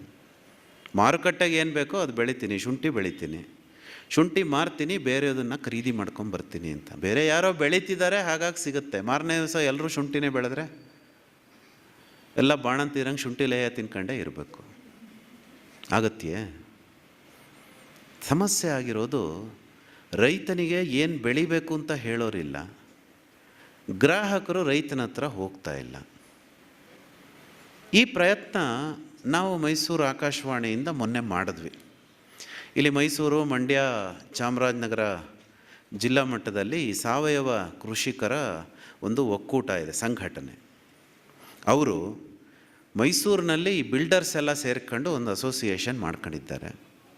ಹಾಗೆ ರೂಪಾನಗರ ಅಂತ ಕೇಳಿರ್ಬೋದು ತಾವು, ಭೋಗಾದಿಯಿಂದ ಮುಂದಕ್ಕೆ, ಅಲ್ಲಿ ಹೆಣ್ಮಕ್ಳೆಲ್ಲ ಸೇರ್ಕೊಂಡು ಒಂದು ಸಂಘಟನೆ ಮಾಡ್ಕೊಂಡಿದ್ದಾರೆ. ನಾವಿಲ್ಲಿ ಟಾರ್ಗೆಟ್ ಮಾಡ್ತಿರೋದು ಹೆಣ್ಮಕ್ಳನ್ನು. ಏಕೆಂದರೆ ಗಂಡಸರು ಅಡುಗೆ ಮನೆ ಕಡೆ ಹೋಗೋದೇ ಇಲ್ವಲ್ಲ. ಹೆಣ್ಮಕ್ಳಿಗೆ ಗೊತ್ತು ಮನೆಗೆ ಏನು ಬೇಕು, ಯಾವುದು ಬೇಕು, ಎಷ್ಟು ಬೇಕು ಅಂತ. ಸೊ ನಾವೇನು ಮಾಡಿದ್ದೀವಿ, ಆ ತರಹ ಗ್ರಾಹಕ ಸಂಘಟನೆಗಳು, ಏನು ಗ್ರಾಹಕ ಕುಟುಂಬಗಳಿದ್ದಾವೆ, ಆ ಮಹಿಳೆಯರ ಬಳಿ ನಿಮ್ಮ ತಿಂಗಳ ಡಿಮ್ಯಾಂಡನ್ನು ಕೊಡಿ ಅಂತ ಕೇಳ್ತಾ ಇದ್ದೇವೆ. ಅಕ್ಕಿ ಎಷ್ಟು ಬೇಕು, ಬೆಲ್ಲ ಎಷ್ಟು ಬೇಕು, ಹಾಲು ಎಷ್ಟು ಬೇಕು, ಮೊಸರು ಎಷ್ಟು ಬೇಕು, ತುಪ್ಪ ಎಷ್ಟು ಬೇಕು, ಅದನ್ನು ರೈತರಿಗೆ ನೀವು ಪೂರೈಕೆ ಮಾಡೋಕ್ಕಾಗತ್ತಾ ಅಂತ ಕೇಳ್ತಾ ಇದ್ದೀವಿ. ಇಂಡಿವಿಜುವಲಿ ಕಷ್ಟ ಈ ವ್ಯವಸ್ಥೆ ಮಾಡ್ಕೊಳ್ಳೋದು, ಆದರೆ ಗುಂಪಿಗೆ ಸಾಧ್ಯ. ಒಬ್ಬ ರೈತನಿಗೂ ಕೂಡ ಎಲ್ಲವನ್ನೂ ಬೆಳೆಯೋಕ್ಕಾಗಲ್ಲ. ಒಬ್ಬ ಗ್ರಾಹಕ ರೈತ ಬೆಳೆದದ್ದನ್ನೆಲ್ಲ ಕೊಂಡ್ಕೊಳ್ಳೋಕ್ಕಾಗಲ್ಲ. ಒಂದು ಸಣ್ಣ ವ್ಯವಸ್ಥೆ ಮಾಡ್ಕೊಳ್ಳಿ, ಒಂದು 50 ಜನ ಸೇರ್ಕೊಳ್ಳಿ, ಒಂದು 5ರಿಂದ 10 ಜನ ರೈತರನ್ನು ಒಟ್ಟು ಮಾಡಿಕೊಂಡು ನಿಮಗೆ ಏನು ಬೇಕೋ ಅದನ್ನು ನೀವು ಅವ್ರ ಹತ್ರ ಬೆಳೆಸ್ಕೊಳ್ಳೋ ಪ್ರಯತ್ನ ಮಾಡಿ. ರೈತನಿಗೆ ಏನಾಯಿತು ನೋಡಿ, ಒಬ್ಬ ಗ್ರಾಹಕ ಕನಿಷ್ಠ 5,000 ರೂಪಾಯಿ ಖರ್ಚು ಮಾಡ್ತಾನೆ ಅಂತಂದರೆ ತನ್ನ ಕುಟುಂಬಕ್ಕೆ ಆಹಾರಕ್ಕಾಗಿ, ಹಾಲು ಮೊಸರು ಬೆಣ್ಣೆ ತುಪ್ಪ ತರಕಾರಿ ಹಣ್ಣು ಎಲ್ಲ, 5 ಜನ ಗ್ರಾಹಕರಿಗೆ ಒಬ್ಬ ರೈತ ಬೆಳೀತಾನೆ ಅಂದರೆ 25,000 ರೂಪಾಯಿ ಆತನಿಗೆ ನಿಶ್ಚಿತವಾದಂತಹ ಆದಾಯ ಆಯಿತು. ಸರ್, ಇವತ್ತು ನಾನು ಸರ್ಕಾರಿ ನೌಕರಿನಲ್ಲಿದ್ದೀನಿ, ನನಗೆ ತಿಂಗಳಿಗೆ ಇಷ್ಟು ಸಂಬಳ ಬರುತ್ತೆ ಅಂತ ನನಗೆ ಗೊತ್ತಿದೆ. ಹಾಗಾಗಿ ನನ್ನ ಇನ್ವೆಸ್ಟ್ಮೆಂಟ್ ಪ್ಲ್ಯಾನ್ನ ನಾನು ಮಾಡ್ತೀನಿ. ಎಲ್ಲೆಲ್ಲಿ ನಾನು ಇನ್ವೆಸ್ಟ್ ಮಾಡಬೇಕು, ಸಿಸ್ಟಮ್ಯಾಟಿಕ್ ಇನ್ವೆಸ್ಟ್ಮೆಂಟ್ ಪ್ಲ್ಯಾನ್ ಏನು, ಇನ್ಶೂರೆನ್ಸ್ ಏನು ಮಾಡಬೇಕು, ಕಾರ್ ತಗೊಂಡ್ರೆ ಅದಕ್ಕೆ ಎಷ್ಟು ಕಟ್ಟಬೇಕು, ನನ್ನ ತಿಂಗಳಿಗೆ ನನ್ನ ಸಂಬಳ ಎಷ್ಟು ಕಟ್ಟಬೇಕು, ಇದನ್ನೆಲ್ಲ ನಾನು ಪ್ಲ್ಯಾನ್ ಮಾಡಬಲ್ಲೆ. ಯಾಕೆ ಹೇಳಿ? ನನಗೆ ನಿಶ್ಚಿತವಾದಂತಹ ವರಮಾನ ಇದೆ. ರೈತನಿಗಿದೆಯಾ? ಹಾಗಾಗಿ ಅವನು ಪ್ಲ್ಯಾನ್ ಎಲ್ಲಿ ಮಾಡೋಕ್ಕಾಗತ್ತೆ? ಅವ್ನು ನೇಣು ಹಾಕೊಂಡ್ಮೇಲೆ ನಾವು ಹೋಗ್ಬಿಟ್ಟು ನೀನು ಹಂಗೆ ಉಳಿಸ್ಬೇಕಿತ್ತು, ಹಿಂಗೆ ಉಳಿಸ್ಬೇಕಿತ್ತು, ಹಾಗೆ ಮಾಡಬೇಕಿತ್ತು, ನಿನ್ನ ಮಗನ್ನ ಸರ್ಕಾರಿ ಶಾಲೆಗೆ ಸೇರಿಸ್ಬೇಕಿತ್ತು, ನಿನ್ನ ಮಗಳ ಮದುವೆ ಯಾಕೆ ಆ ಚೌಲ್ಟ್ರಿನಲ್ಲಿ ಮಾಡಿದೆ, ರಸ್ತೆನಲ್ಲೇ ಶಾಮಿಯಾನ ಹಾಕಿ ಮಾಡಬೇಕಿತ್ತು ಅಂತ ಹೇಳೋದಕ್ಕೆ ನಮಗೇನು ಅಧಿಕಾರ ಇದೆ? ನಿಶ್ಚಿತವಾದಂತಹ ವರಮಾನ ರೈತನಿಗೆ ಇಲ್ಲ. 5 ಜನ ಗ್ರಾಹಕರು ಅವನಿಗೆ ಅಭಯ ಕೊಟ್ಟರು ಸಾಕು, ನಾವಿದೀವಿ ಕಣಯ್ಯ, ನಾವು 5 ಜನ ನಿನ್ನ ಹತ್ರ 5,000 ರೂಪಾಯಿನ ಐಟಮ್ ತಗೋತೀವಿ, 25,000 ರೂಪಾಯಿ ನಿನಗೆ ಗ್ಯಾರಂಟಿ ಆಯಿತು ಅಂದರೆ ಯಾವುದೋ ಒಂದು ಬಡಕಲ ಹಸುನ ತಗೊಂಬಂದು ಅವ್ನು ಕಟ್ಕೊಂಡು ನಿಮಗೆ ಹಾಲು ಕೊಡೋಕ್ಕೆ ಶುರು ಮಾಡ್ತಾನೆ. ತರಕಾರಿಗಳನ್ನು ಅವನು ಬೆಳೆಯೋದಕ್ಕೆ ಶುರು ಮಾಡ್ತಾನೆ, ಸೊಪ್ಪನ್ನು ಬೆಳೀತಾನೆ, ಹಣ್ಣಿನ ಗಿಡಗಳನ್ನು ಹಾಕ್ತಾನೆ. ನಿಮಗೆ ಬೇಕು ಅಂತ ಎಲ್ಲೋ ಹುಡುಕೊಂಬಂದು ಅಗಸೆನೋ ಹುಚ್ಚಳ್ಳೋ ತಂದು ಬೆಳೀತಾನೆ, ನೆಲಗಡಲೆ ಬೆಳೀತಾನೆ. ನೋಡಿ, ಇದರಿಂದ ಎಷ್ಟು ಅನುಕೂಲ ಆಯಿತು ಅಂದರೆ ಜಮೀನಿನಲ್ಲಿ ಬೆಳೆ ವೈವಿಧ್ಯತೆ ಜಾಸ್ತಿ ಆಯಿತು. ಸಮಗ್ರ ಕೃಷಿ ಸರಳವಾಗಿ ಜಮೀನಿನಲ್ಲಿ ಆಗೋಯಿತು. ಸ್ನೇಹಿತರೆ, ರೈತನ ಮಕ್ಕಳು ಅವರು ನಮ್ಮ ಮಕ್ಕಳಂಗೆ ಅಲ್ವೇ? ನಮ್ಮ ಮಕ್ಕಳು ಒಳ್ಳೆಯ ಆಹಾರ ತಿನ್ನಬೇಕು, ಹಾಲು ಮೊಸರು ಬೆಣ್ಣೆ ತುಪ್ಪ ತಿನ್ನಬೇಕು, ಈ ಪಿಜ್ಜಾ ಬರ್ಗರ್ನೆಲ್ಲ ಬಿಡಬೇಕು ಅಂತ ನಮಗೂ ಆಸೆ ಇದೆ ಅಲ್ವೇ? ಹಾಗೆ ರೈತನ ಮಕ್ಕಳು ಕೂಡ ತಿನ್ನಬೇಕಲ್ವೇ ಒಳ್ಳೆಯ ಆಹಾರನ? ಇದು ಒಂದು ಸದೃಢವಾದಂತಹ ಸಮಾಜವನ್ನು ನಿರ್ಮಾಣ ಮಾಡುತ್ತೋ ಇಲ್ವೋ ಹೇಳಿ? ಆಗುತ್ತಲ್ವೇ? ತುಂಬ ಸರಳ ಅಲ್ವಾ ಇದು ಸರ್? ಯಾವ ಸರ್ಕಾರವೂ ಬೇಡ, ಯಾವ ಪಾಲಿಸಿ ಬೇಡ, ಯಾವ ಮುಖ್ಯಮಂತ್ರಿಗಳು ಪ್ರಧಾನಮಂತ್ರಿಗಳು ಬೇಡ. ಇದನ್ನು MOU ಮಾಡೋಕ್ಕೆ ನಾವೇ ಮಾಡಿಸಿದ್ದೀವಿ ಸರ್. ಆಕಾಶವಾಣಿಯಲ್ಲಿ ನಮ್ಮ ಮಹದೇವ ಸ್ವಾಮಿಗಳು ಬಂದಿದ್ದರು, ನೋಡಿದ್ರು. ಇಬ್ಬರು, ಒಂದು ರೈತ ಸಂಘಟನೆ, ಒಂದು ಗ್ರಾಹಕ ಸಂಘಟನೆ. ಬರ್ತೀರಾ ಹೇಳಿ? ಎಷ್ಟು ಜನ ಬಂದ್ರೂ ರೈತರ ಜೊತೆ ನಾವು ಲಿಂಕ್ ಮಾಡಿಕೊಡೋಕೆ ನಾವು ಸಿದ್ಧ ಇದ್ದೀವಿ. ರೈತರನ್ನ ಕೊಡ್ತೀವಿ ನಿಮಗೆ, ಜಂಟಿ ಹಾಕ್ಕೊಳ್ಳಿ, ಬೆಳೀರಿ. ಮತ್ತು ಸುಮ್ಮನೆ ಎಲ್ಲೆಲ್ಲೋ ಹೋಗ್ತಿರಪ್ಪ ವೀಕೆಂಡ್ ಅಂಥೇಳಿ, ರೈತನ ಜಮೀನಿಗೆ ಹೋಗಿ, ರೈತನ ಜಮೀನಲ್ಲಿ ನಿಮ್ಮ ವೀಕೆಂಡನ್ನು ಕಳೀರಿ. ನಿಮ್ಮ ಮಕ್ಕಳಿಗೆ ಎಮ್ಮೆ ಮೈ ತೊಳೆಯೋದು ಹೆಂಗೆ ಅಂತ ಹೇಳ್ಕೊಡಿ, ಹಾಲು ಕರಿಯೋದು ಹೆಂಗೆ ಅಂತ ಹೇಳ್ಕೊಡಿ, ಸಗಣಿ ಎತ್ತದ ಹೆಂಗೆ ಅಂತ ಹೇಳ್ಕೊಡಿ. ಸಗಣಿ ಹಬ್ಬ ಬೇರೆ ಮಾಡ್ತಾರೆ, ಸಗಣಿನ ಉಂಡೆ ಹೊಡ್ಕೊಂಡು ಮೈಗೆಲ್ಲ, ನ್ಯಾಚುರೋಪತಿನಲ್ಲಿ ಮೈಗೆಲ್ಲ ಬೆಳೆದು ಕೂರಿಸಿರ್ತಾರೆ, ಗಿರ್ರಸು ಸಗಣಿ ಭಾಳ ಒಳ್ಳೆಯದು ಅಂತ. ಹೌದೇನ್ರಿ? ಇಲ್ವಾ? ನೋಡಿ, ನಮ್ಮ ಸ್ನೇಹಿತರೊಬ್ಬರು ಹೇಳ್ತಾಯಿದ್ರು, ಅಗ್ರೋ ಟೂರಿಸಮ್ ಅನ್ನೋದು ಈಗ ತುಂಬ ಪಾಪ್ಯುಲರ್ ಆಗ್ಬಿಟ್ಟಿದೆ. ಮಂಡ್ಯದಲ್ಲಿ ಮಧುಚಂದನ್ ಅಂತ ಹೇಳಿ ಮಂಡ್ಯ ಆರ್ಗ್ಯಾನಿಕ್ಸ್ ಅಂತ ಮಾಡಿ ಬೆಂಗಳೂರಿನಿಂದ ಅವ್ರ ಸ್ನೇಹಿತರನ್ನ ಕರ್ಕೊಂಬರ್ತಾರೆ. ಭಾನುವಾರ ಬರ್ತಾರೆ ಅವರೆಲ್ಲ, BTನವರು ಬಂದ್ಬಿಟ್ಟು ಅಲ್ಲಿ ಭತ್ತದ್ದು ನಾಟಿ ಹಾಕ್ತಾರೆ. ಅವನೇ ರೈತನ ಮಗ ಆಗಿದ್ದಿದ್ರೆ ಅವ್ರ ಅಪ್ಪನೇ ಕರೆದಿದ್ದಿದ್ರು ಅವನೋಗಿ ನಾಟಿ ಹಾಕ್ತಿರ್ಲಿಲ್ಲ. ಆದರೆ ಇಲ್ಲಿ ಅವನೇನು ಮಾಡಿದ್ದಾನೆ ಅಂದರೆ ಒಂದು ಚಡ್ಡಿ ಇಟ್ಬಿಟ್ಟಿದ್ದಾನೆ ಅವ್ರಿಗೆ ಹಾಕ್ಕೊಳ್ಳೋಕ್ಕೆ. ಅಲ್ಲಿಂದ ಒಂದು ಪ್ಯಾಂಟು ಶರ್ಟು ಎಲ್ಲ ಹಾಕ್ಕೊಂಬಂದು ಟೆಕ್ಕಿಗಳಲ್ವಾ, ಎಲ್ಲ ಸ್ಟೈಲಾಗಿ ಬರ್ತಾರೆ AC ಕಾರಲ್ಲಿ. ದಂಡೆ ಮೇಲೆ ನಿಲ್ಲಿಸ್ಬಿಟ್ಟು ಒಂದು ಹಳೆ ಕಾಕಿ ಚಡ್ಡಿ, ಒಂದು ವೈಟ್ ಟೀ ಶರ್ಟು, ಅದ್ರ ಮೇಲೆ ಹೆಸರು ಮಂಡ್ಯ ಆರ್ಗ್ಯಾನಿಕ್ಸ್ ಅಂತ. ಅವ್ನು ಮಾಡೋ ಕೆಲಸ ಏನು ಅಂದರೆ, ಹೋಗೊಬ್ಬನ ದನ ಮೈತೊಳಿ ಅಂತಾನೆ, ಇನ್ನೊಬ್ಬನ ಕೆರೆ ಒಳಗೆ ಬಿಡು ಎಮ್ಮೆನ ಅಂತಾನೆ. ಆ ಎಮ್ಮೆ ಜೊತೆ ಇವನು ಆನಂದವಾಗಿರಬೇಕು. ಯಾರಾದರೂ ಕೆರೆಯಲ್ಲಿ ಎಮ್ಮೆ ಮೈ ತೊಳೆದಿರೋರು ಇದಿರೋ ಇಲ್ವೋ ಗೊತ್ತಿಲ್ಲ ನಿಮಗೆ. ಅದು ಎಲ್ಲಿ ತನಕ ಎಳ್ಕೊಂಡು ಹೋಗುತ್ತೋ ಅಲ್ಲಿ ತನಕ ನೀವು ಹೋಗಬೇಕು. ತುಂಬ ಆನಂದವಾಗಿರುತ್ತೆ. ಇದನ್ನು ನಾವು ಶಿಕ್ಷಣ ಅಂಥೇಳಿ ಅವ್ರಿಗೆ ವೀಕೆಂಡ್ಸಲ್ಲಿ ಕೊಡ್ತೀವಿ. ನಾವು ಯಾಕೆ ರೈತರ ಜಮೀನಿಗೆ ನಮ್ಮ ಮಕ್ಕಳನ್ನ ಕರ್ಕೊಂಡು ಹೋಗಬಾರ್ದು ಸರ್? ಈಗ ಕಾಲ ಭಾಳ ಬದಲಾಗಿದೆ. ಈ ಸಾವಯವ ಹಾಲಿನ ಉತ್ಪಾದನೆ ಅಂತ ಇವತ್ತು ಮಂಡ್ಯ ಜಿಲ್ಲೆಯಲ್ಲಿ ನಡೀತಾ ಇದೆ. ಅಲ್ಲಿ ಹಾಲು ಅಂದರೆ ಬಿಡಿ, ಅದ್ರ ಬಗ್ಗೆ ತುಂಬ ಮಾತಾಡ್ತಾರೆ, ತುಂಬ ಹೇಳ್ತಾರೆ. ಅಮೃತ ಅದು ಸರಿಯಾಗಿರೋ ರೀತಿಯಲ್ಲಿ ನಾವು ಅದನ್ನು ಕುಡಿಬೇಕು, ಕುಡಿತಾ ಇಲ್ಲ, ಏನೇನೋ ಅಧ್ವಾನಗಳಾಗೋಗ್ಬಿಟ್ಟವೆ. ಆದರೆ ಹೇಳೋಕ್ಕೆ ಪ್ರಯತ್ನ ಪಡೋದು ಏನು ಅಂತಂದರೆ, ನಾನು ಇವತ್ತು ಸಿಟಿಯಲ್ಲಿರುವಂತಹ ಒಂದಷ್ಟು ಜನ ಹಣ ಇಟ್ಟಿರುವಂಥವ್ರು ಹಳ್ಳಿಗಳಿಗೆ ಬಂದು ಇನ್ವೆಸ್ಟ್ ಮಾಡ್ತಾ ಇದ್ದಾರೆ. ಹೊಸ ರೀತಿಯ ಕೃಷಿ ಪರಿಕಲ್ಪನೆ ನಾನು ನಿಮ್ಗೆ ಹೇಳ್ತಾ ಇರೋದು. ನೀವು ಕೂಡ ಪ್ರಯತ್ನ ಮಾಡ್ಬೋದು. ನೀವು ಬೆಂಗಳೂರಿನಿಂದ ಕನಕಪುರ ರಸ್ತೆಗೆ ಯಾವಾಗಲಾದ್ರು ಟ್ರಾವೆಲ್ ಮಾಡಿದ್ರೆ, ದೇವಿಕಾರಾಣಿ ಎಸ್ಟೇಟ್ ಆದಮೇಲೆ ಮುಂದಕ್ಕೆ ಸ್ವಲ್ಪ ಮುಂದೆ ಬಲಕ್ಕೆ ತರ್ತರಾವರಿ ಮನೆಗಳು ಕಾಣಿಸ್ತವೆ. ಇದಕ್ಕೆ ನಾವು ಕಂಟೈನರ್ ಹೌಸಸ್ ಅಂತ ಕರಿತೀವಿ. ಕಂಟೈನರ್ ಹೌಸಸ್ ಅಂತ ಮೇಲ್ನೋಟಕ್ಕೆ ಸಣ್ಣ ಮನೆಗಳು, ಒಳಗಡೆ ಎಲ್ಲ 5 ಸ್ಟಾರ್ ಹೋಟ್ಲ್ಗಳಲ್ಲಿರೋ ಎಲ್ಲ ಸೌಲಭ್ಯ ಆ ಮನೆ ಒಳಗಡೆ ಇರುತ್ತೆ. ಅದನ್ನು ತಂದು ಜಮೀನಲ್ಲಿ ಇಟ್ಕೋತಾರೆ ಅವರು. ಒಂದು 20 ಲಕ್ಷನೋ 10 ಲಕ್ಷನೋ ಇನ್ವೆಸ್ಟ್ ಮಾಡ್ತಾರೆ ಜಮೀನಿನಲ್ಲಿ. ವೀಕೆಂಡಲ್ಲಿ ಅಲ್ಲಿ ಬಂದಿರ್ತಾರೆ ಕಂಟೈನರ್ ಹೌಸಲ್ಲಿ ಅವರು, ಗಂಡ ಹೆಂಡತಿ ಮಕ್ಕಳು. ಖುಷಿ ಇದ್ದರೆ ಕೆಲಸ ಮಾಡ್ತಾರೆ. ರೈತ ಅವರಿಗೆ ಒಂಚೂರು ಅಡುಗೆ ಮಾಡಿ ಹಾಕಬೇಕು. ಆರಾಮಾಗಿ ತೋಟದ ತುಂಬ ಓಡಾಡ್ಕೊಂಡು ಫಸ್ಟ್ ಕ್ಲಾಸಾಗಿ ವೀಕೆಂಡ್ ಅಗ್ರಿಕಲ್ಚರ್ ಮಾಡ್ತಾಯಿದ್ದಾರೆ. ಇವತ್ತು ಬೇಕಾದಷ್ಟು ಜನ ಆ ಥರದವ್ರು ಇದ್ದಾರೆ. ಅಂಥವ್ರನ್ನು ರೈತರ ಜೊತೆ ಲಿಂಕ್ ಮಾಡುವಂತಹ ಮನುಷ್ಯರು ಕೂಡ ಸಾಕಷ್ಟು ಸಂಖ್ಯೆಯಲ್ಲಿ ಇವತ್ತು ಬೆಳೀತಾ ಇದ್ದಾರೆ. ಮನಸ್ಸು ಮಾಡಿದ್ರೆ ಆಕಾಶವನ್ನೇ ಭೂಮಿ ಮೇಲೆ ತಂದು ಬಿಡ್ಬೋದು. ಏನಂತೀರಿ? ಈಗ ನಾವು ಮಾಡಬೇಕಾಗಿರೋದು ಇಷ್ಟೇ, ಗ್ರಾಹಕರಾಗಿ ನಾವು ಒಟ್ಟಾಗೋಣ. ರೈತ ಪೆದ್ದ ದಡ್ಡ, ಅವನಿಗೇನು ಗೊತ್ತಿಲ್ಲ, ಅವನ ಕೈನಲ್ಲಿ ಆಗಲ್ಲ ಅಂತ ಅಂದ್ಕೊಳ್ಳಿ. ಒಂದು ತುದಿಯನ್ನು ಸರಿಪಡ್ಸೋಕ್ಕೆ ಆಗಲ್ಲ ಅಂದರೆ ಇನ್ನೊಂದು ತುದಿನ ಸರಿ ಮಾಡ್ಕೋಬೋದಲ್ವೇ ನಾವು? ಏನಂತೀರಿ? ಮಾಡ್ಬೋದು. ನಾವು ಒಂದು 4-5 ಜನ ಸೇರ್ಕೊಳ್ಳೋಣ, ಗುಂಪಾಗಿ ಒಂದು 4-5 ಜನ ರೈತರನ್ನು ಭೇಟಿ ಮಾಡೋಣ. ನಿನ್ನ ಅಗತ್ಯಗಳು ಏನು ಅಂತ ಅವನನ್ನು ಕೇಳೋಣ. ಅವನು ಅಲ್ಲೇ ಮನೆ ಕಟ್ಟಿ ಅಲ್ಲೇ ಜೀವನ ಮಾಡೋನಾಗಿರೋದ್ರಿಂದ ಸಿಟಿನಲ್ಲಿರೋರ ಥರ ಓಡೋಗಲ್ಲ. ಬಾಡಿಗೆ ಮನೆ ಏನಲ್ಲ ಒಂದು. ಇವತ್ತು ಕಾಸು ಕೊಟ್ಬಿಟ್ರೆ ಹೆಂಗಪ್ಪ, ನಾಳೆ ಅವನೇನಾರು ಅಭ್ಯಾಸ ಆಗ್ಬಿಟ್ರೆ ಮತ್ತೆ ನನ್ನ ಹುಡಿಕೊಂಬರ್ಬೇಡಿ ನೀವು, ಆಯಿತಾ? ನೀನೇ ಹೇಳಿದ್ದು ನನ್ನ ಮಗನೇ ಐಡಿಯಾನ, ಇವತ್ತು ನಾವು ಅಷ್ಟು ಜನ ಹೋಗಿ ದುಡ್ಡು ಕೊಟ್ವಿ ಅಂತ. ಇಲ್ಲ, ಆ ಥರ ಮಾಡೋವಂಥವ್ರ ಸಂಖ್ಯೆ ತುಂಬ ಕಡಿಮೆ.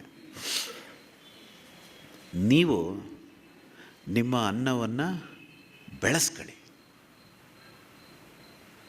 ಸ್ವಲ್ಪ ಕಷ್ಟಪಟ್ಟು ಸಂಪಾದನೆ ಮಾಡ್ಬೇಕು ಸರ್, ಏನೇ ಆದರೂ. ಇಲ್ಲಾಂದರೆ ಸುಲಭವಾಗಿ ಬಂದಿದ್ದಕ್ಕೆ ಬೆಲೆ ಇರಲ್ಲ.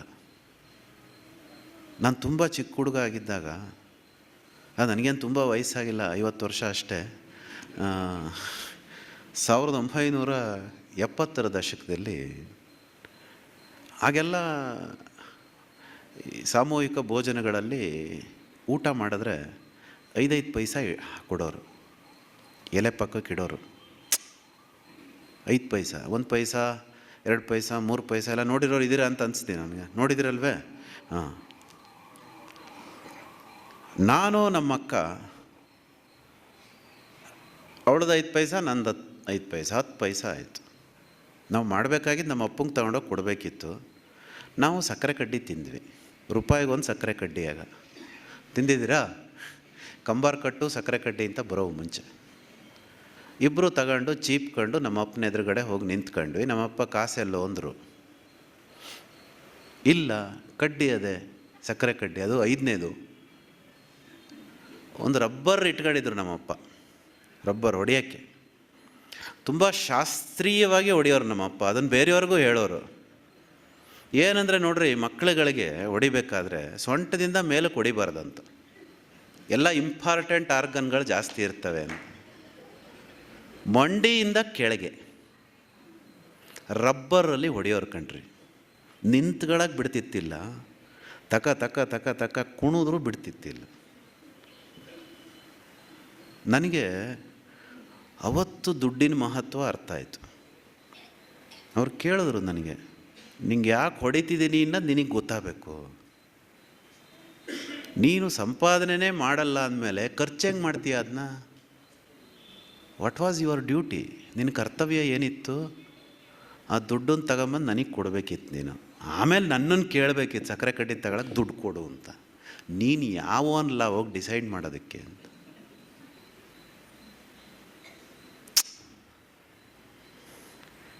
ನನಗೆ ಈಗ 10 ಪೈಸಾ ಖರ್ಚು ಮಾಡೋಕ್ಕೂ ಹೊಟ್ಟೆ ಉರಿಯುತ್ತೆ. ನನ್ನ ಮಕ್ಕಳು ಜಿಪ್ಪಣ ನೀನು ಅಂತ ಬೈತಾರೆ. ಏನು ಮಾಡ್ತೀರಿ? ಯಾವುದನ್ನು ನಾವು ಸಂಪಾದನೆ ಮಾಡಲ್ವೋ, ನಾವು ಅನುಭವಿಸಲ್ವೋ, ಅದನ್ನು ಬೇರೆಯವ್ರಿಗೆ ಹೇಳೋದು ಭಾಳ ಕಷ್ಟ. ಇವತ್ತು ಮೆಟಿಲ್ಡಾ ಮೋನಿಸ್ ಅವರು, ಗುರುಪ್ರಸಾದ್ ಅವರಿಗೆ ಗೊತ್ತು, ಅವರು ಎಷ್ಟು ಚೆನ್ನಾಗಿ ಆ ಕಿತ್ತಲೆ ಲೆಕ್ಕಾಚಾರ ಹಾಕ್ತಿದ್ರು. ಮೊದಲು 6 ಬಿಡ್ತಿತ್ತು, ಈಗ 8 ಬಿಡ್ತಾ ಇದೆ, ಈಗ 10 ಆಗದೆ ಅಂತ. ರೀ 20 ರೂಪಾಯಿ ಕೊಟ್ಬಿಟ್ರೆ ದೇವರಾಜ ಮಾರ್ಕೆಟ್ ಎದುರುಗಡೆ 10 ಏನು ಮೋಸಂಬಿನ ಹಂಗೆ ಕೊಟ್ಬಿಡ್ತಾರೆ, ಇನ್ನೊಂದು 2 ತಗೊಂಡೋಗಿ ಅಂತ. ಅದರಲ್ಲಿ ಇವ್ರೇನು ರೀ ಬೆಳೆಯೋದು 10 ಮೋಸಂಬಿನ ಅಂತ ನಿಮ್ಗೆ ಅನ್ನಿಸ್ಬೋದು. ಆದರೆ ಬೆಳೆಯೋದ್ರ ಹಿಂದೆ ಅವ್ರು ಹಾಕಿದಾರಲ್ಲ ಶ್ರಮ. ಪ್ರತಿ ದಿವಸ ಗಿಡ ನೋಡಿದ್ದಾರೆ, ಅದು ಹೀಚಾದಾಗ ಸಂಭ್ರಮ ಪಟ್ಟಿದ್ದಾರೆ, ಅದು ಮೊಗ್ಗಾದಾಗ ಸಂಭ್ರಮ ಪಟ್ಟಿದ್ದಾರೆ, ಅದೇನಾದರೂ ಮುರ್ಕಂಗೆ ಕೆಳಗೆ ಬಿದ್ದಾಗ ನೋವು ಪಟ್ಟಿದ್ದಾರೆ. ಅದಲ್ವೇನ್ರಿ ಜೀವನ ಅಲ್ವಾ? ನೆಲದ ಮೇಲೆ ತುಪ್ಪ ಬಿದ್ದರೆ ನಮ್ಮಪ್ಪ ಕೈಯಲ್ಲಿ ಒರೆಸ್ಕೊಂಡು ತಿಂದ್ಬಿಡೋ. ನೀವು ತಿಂತೀರೇನ್ರಿ?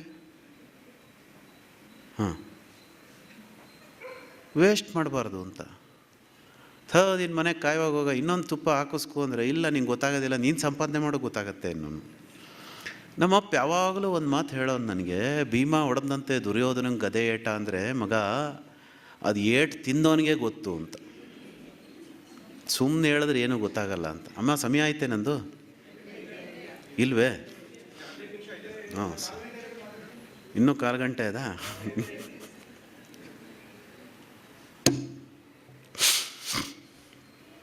ನನಗೆ ಅದು ಯಾವಾಗ ಗೊತ್ತಾಯಿತು ಅಂದರೆ, ನಮ್ಮ ತಂದೆ ಸತ್ತ ಮೇಲೆ ಗೊತ್ತಾಯ್ತು ನನಗೆ. ನಾವು ನಮ್ಮ ಜೀವನದಲ್ಲಿ ಅನುಭವಿಸುವಂತಹ ಪಾಠಗಳಿದೆಯಲ್ಲ, ಅದು ನಮ್ಮ ಮಕ್ಕಳಿಗೆ ಮಾರ್ಗದರ್ಶನವನ್ನು ನೀಡಬೇಕು. ನಾವೇ ಏನೋ ಮಾಡ್ದಲೆ ಮಕ್ಕಳುಗಳಿಗೆ ನೀನು ಅದು ಮಾಡಲ ಮಗ ಅಂದರೆ ಅವು ಮಾಡೋದಿಲ್ಲ. ನಾನೇ 8 ಗಂಟೆಗೆ ಅಗ್ನಿಸಾಕ್ಷಿ ನೋಡ್ಕೊಂಡು ಟಿ ವಿ ನೋಡಬೇಡ ಕಣೆ ಅಂತ ನನ್ನ ಮಗಳಿಗೆ ಹೇಳಿದ್ರೆ ಅವಳು ಯಾಕೆ ಕೇಳ್ತಾಳೆ? ಬಡ್ಡಿ ಮಗನೇ ನಾನು ನೋಡ್ತೀನಿ ನಿನ್ನ ಜೊತೆ ಕೂತ್ಕೊಂಡು ಅಂತಾಳೆ ಅಲ್ವೇ? ಸೊ ಈಗ ಎಲ್ಲರಿಗೂ ಚೆನ್ನಾಗಿ ಬದುಕಬೇಕು ಅನ್ನೋವಂತಹ ಆಸೆ ಇದೆ, ಎಲ್ಲರಿಗೂ ಉತ್ತಮವಾಗಿ ಬದುಕುವ ಹಕ್ಕಿದೆ. ಎಲ್ಲದಕ್ಕಿಂತ ಮುಖ್ಯವಾಗಿ ಈ ಬೆಳೆಯೋದಿದೆಯಲ್ಲ, ಏನು ಹೇಳಿ, ಅದು ತುಂಬ ಒಳ್ಳೆಯದು. ಇನ್ನೊಬ್ಬನ್ನ ತುಳಿದು ಬದುಕೋದು ಇದೆ. ಇನ್ನೊಬ್ಬನ್ನ ತುಳಿದು ಬದುಕೋದು ಇದೆ, ಅದನ್ನು ಬದುಕೆ. ಆದರೆ ಅವ್ರು ಯಾರೂ ನೆಮ್ಮದಿಯಾಗಿರಲ್ಲ.